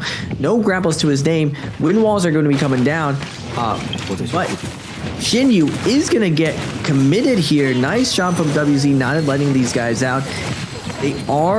Luye is missing a lot of grabs right now. Finally gets a grab onto SS. Going to immediately punch him to get healed right now. SS down to a last hit situation. Baby U doing a good job of peeling for him. He is going to get scooped up from the Monk jump, and now SS going to come and fry Luye's legs right now. SS looking for the overhold, coming in after the Monk D-Transformer. He is going to find the hit, and the Soul Boom is going to come out, but WZ in a tough position right now. They had the Monk ult up, but now with no Monk, they are at the mercy of OUG, and OUG is going to clean them up in zone. Damn, that is actually quite surprising. WZ was on the front foot. They had them on the ropes, and OUG just able to fully turn the fight, play it extremely well. I feel like the terrain was slightly scuffed for them for WZ, as the monk was just sort of stood on top of this rock that just makes the perspective of trying to grab these players slightly more difficult, as they can go directly underneath him looking for these fries, and it kind of just fell apart. I don't really know exactly what the cause was. The Tessa ultimate did come through, but it wasn't that impactful in terms of the monk, as he was able to get that grab into the keel. Regardless, that is one to review. For now, we're going into the realm of Yang with YZG up against OA. Tutik taken down pretty low, but he is invisible. The Matari ultimate has been popped. YZG TXJ with that Syra ultimate, trying to get that peel off, trying to heal up his teammates, but it looks as though CXZ is going to fall regardless. QGG now stunned, dazzled by this enemy Syra. Tutik is going to get taken down though. 1 HP, not gonna live out this one. OA now trying to use this pillar to kite away, trying to survive and last out the rest of that Syra ultimate, which now has expired, sending out that horizontal focus at the end after that RMB. Extremely spooky. TXJ very willing to throw it. The parry comes through. He does have to use that combo breaker, swapping to flying knives, now picking up that hang sword, looking for the scale rush again, does find it. OAPP is going to get chopped up, sliced and diced by those flying knives, and there it is. YZG was looking dire, but no sir, they are going to recover, come out on top. They truly are a force to be reckoned with. YZG, they can do it all. I don't believe they double pick Siphon. They tried everything else right now, but most teams need to play 8 rounds of composition, so definitely have to have Siphon in the books. FPX with Vermilion's buff, Kiki's going to get really, really low right now. Has to be careful. Cyro going to pick up Kiki, forcing out the Wu Chen pour. Now OUG hard grappling away. Looks like FPX does have max grapple distance. Kiki trying to close the distance, has the gold weapon right now, trying to find Baby U to get an attack off, but nice shot from OUG to kite out this position. Now SS buying some space for Steam to reset right here. Now SS leading the charge with the F2, putting everyone very blow up Kiki. That purple Hong Sword just doing so much damage. And that white Tiger buff giving OUG the edge of sustain. I don't know, Duncan. One of the things I think in the future that even though red buff puts you in a safer position because it doesn't matter if you die, I feel like going one of the more offensive buffs gives you the ability to just outright win a fight. So you just have to just target select well. You don't get third party. It is very risky though with the Yang depletion situations. We are going to get SR versus YZG with that Vermilion's, but Zhao going to be diving in. Misses the grab off the stagger of jump, and now YZG able to go inside the tunnel. SR has to be careful right here to fall for the trap. They don't have the support of the monk if they go into that small little bit of area. Little bit of terrain grief for the monk. Sad times for monk to have no one to grab. Make it sad for Mr. Monk right there, but YZG gonna come out now that the monk is de-transforming, and TXJ putting in the work with the bedazzling orb into beam, into the hallway. Big damage gonna be coming in. YZG is gonna be healing up, but the Kylan ult's gonna be coming out. Big damage gonna be diving through the car crash. You see the Kylan just putting in the work right now. CXZ desperately trying to get away from this. TXJ does his best to keep a little bit of heals onto them, but no more ults of the name. They have to be careful right now. 40 seconds left on their Vermilions. They are all in right here. SR wants to smoke right now. Temi ult's gonna finally be invested, and now TXJ looking for the hit. CXZ is going to be kicking down. Fire's coming out. TXJ gets into 1, 2, 3. Ed's going to get parried. QGG down to 1 HP, and the call has been made. Let yourself go into the fire and get res as Bowder comes into the party and tries to claim some kills. This is a very scary party. This is a dungeon rave right now. What are we watching? That fire cage, the fire lantern was giving me so much anxiety. It gets dropped down and everyone's just burning happening. We got the Bowders XCM inside. He's the bouncer. What's going on here? Let's get this mosh pit calmed down.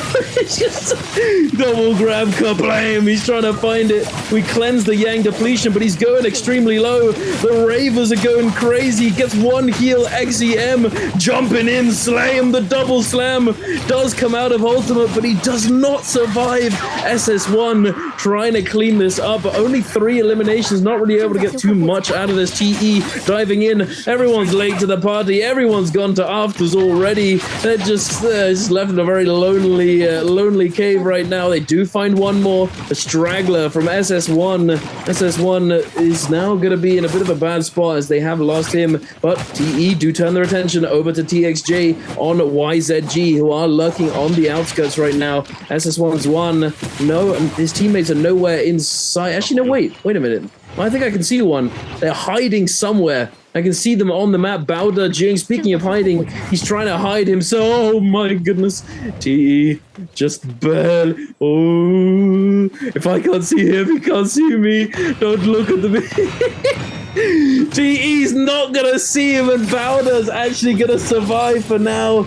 But SR is next on the menu. Zhao is going to be popping that Monk ultimate, denying the denial to the res. They are going to be able to resurrect their teammate. Junks does have their ultimate. They might be able to make it out of here alive, but it's not going to be easy because of all this open space. Not very many things to kite around. But are these teams going to look for the commitment? Because it could be dangerous on their side as well.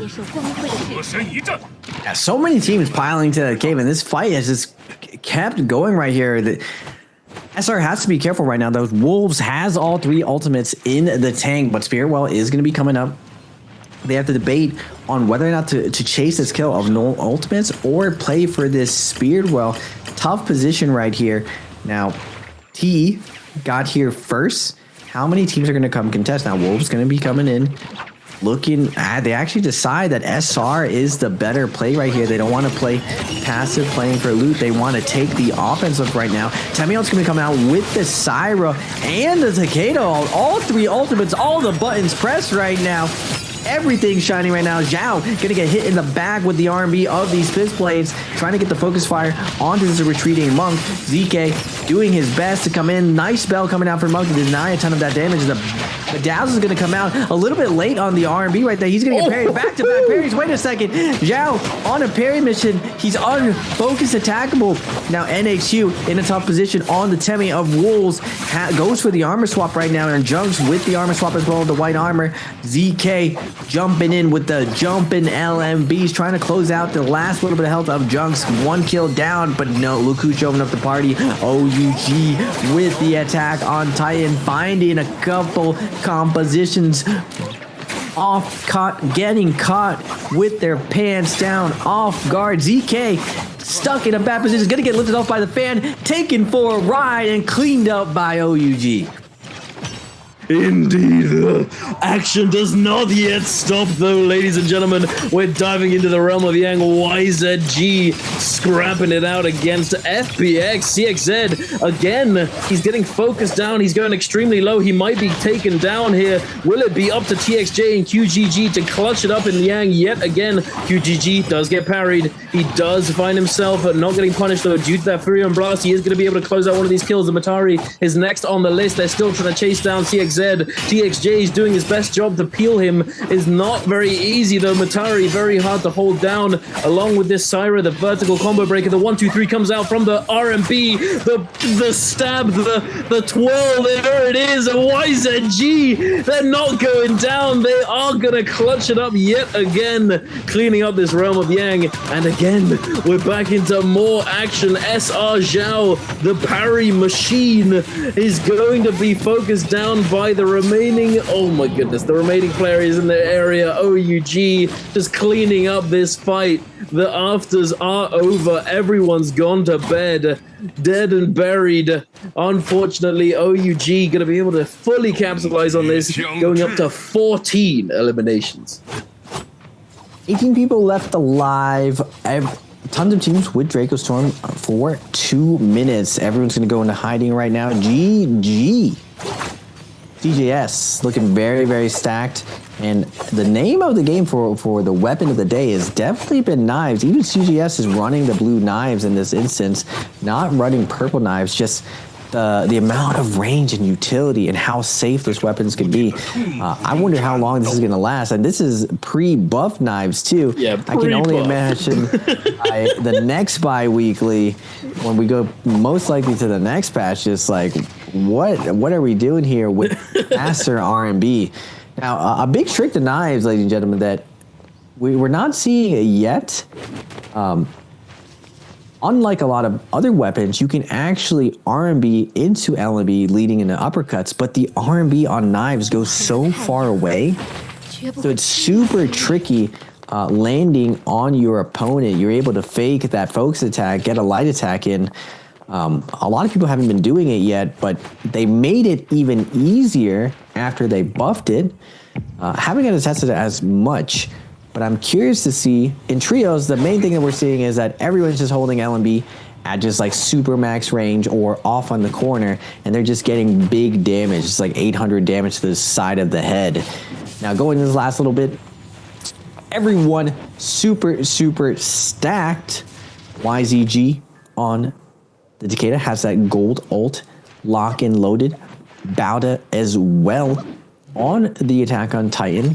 Or OUG on the attack on Titan, looking super stacked, making their way to the center, checking out what their bounty is doing, seeing if there's any free kills to be had here. See them having Draco Storm atop that tower? Maybe not. No, thank you. 23 people left alive. Interestingly enough, more stacked endgame than we previously have seen. A lot of the teams not opting to go into forcing that for a next Yang. FPX, 2 minutes and 35 seconds. They have their Yang depletion up, but they need to find a soul balloon around the map, and everyone is hiding out right now. Now, around 2 minutes of your Yang depletion, you know for sure that the buff is like not going to be on the map. 50 seconds left on YZG and TE. So a little bit less, like minute and 30. A lot of teams are stalling out their buffs so they can extend a little bit longer. FPX looking for just anyone to take this fight, and the time is ticking.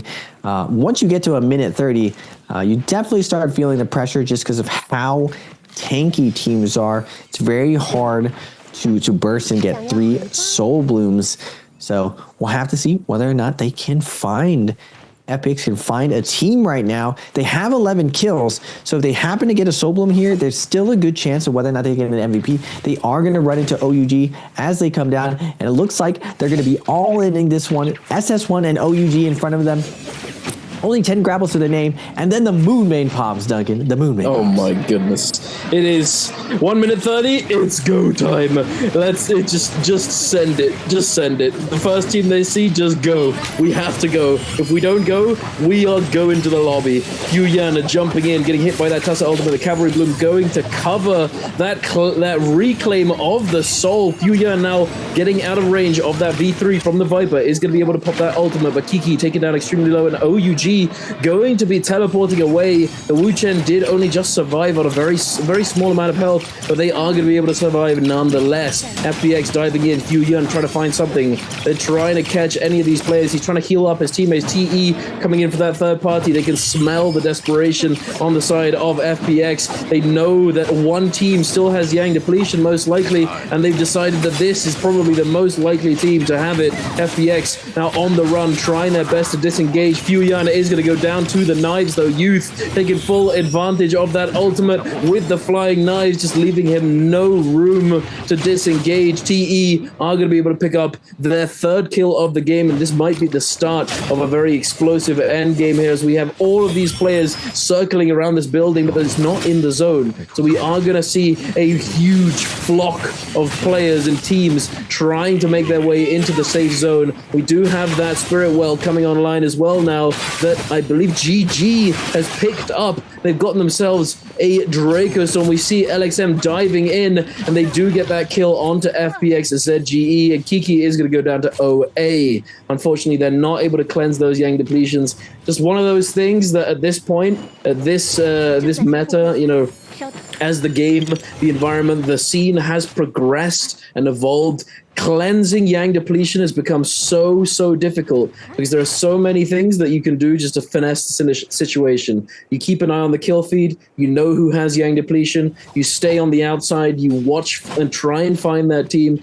and you wait and you hunt for the third-party opportunity, and you know the timer, you know when they have it, you know how long it's going to last. Same thing with the buffs. Yang depletion situation has added has added so much to the game, and so many phases and scenarios that exist now because of the Realm of Yang. And I have to say, although some people may not like it, it does add to it. You know, it is definitely a big risk now to go into the Realm of Yang, because before, I remember back in the day, Soul Blooms, they didn't expire. It was never a risk. And then they did expire.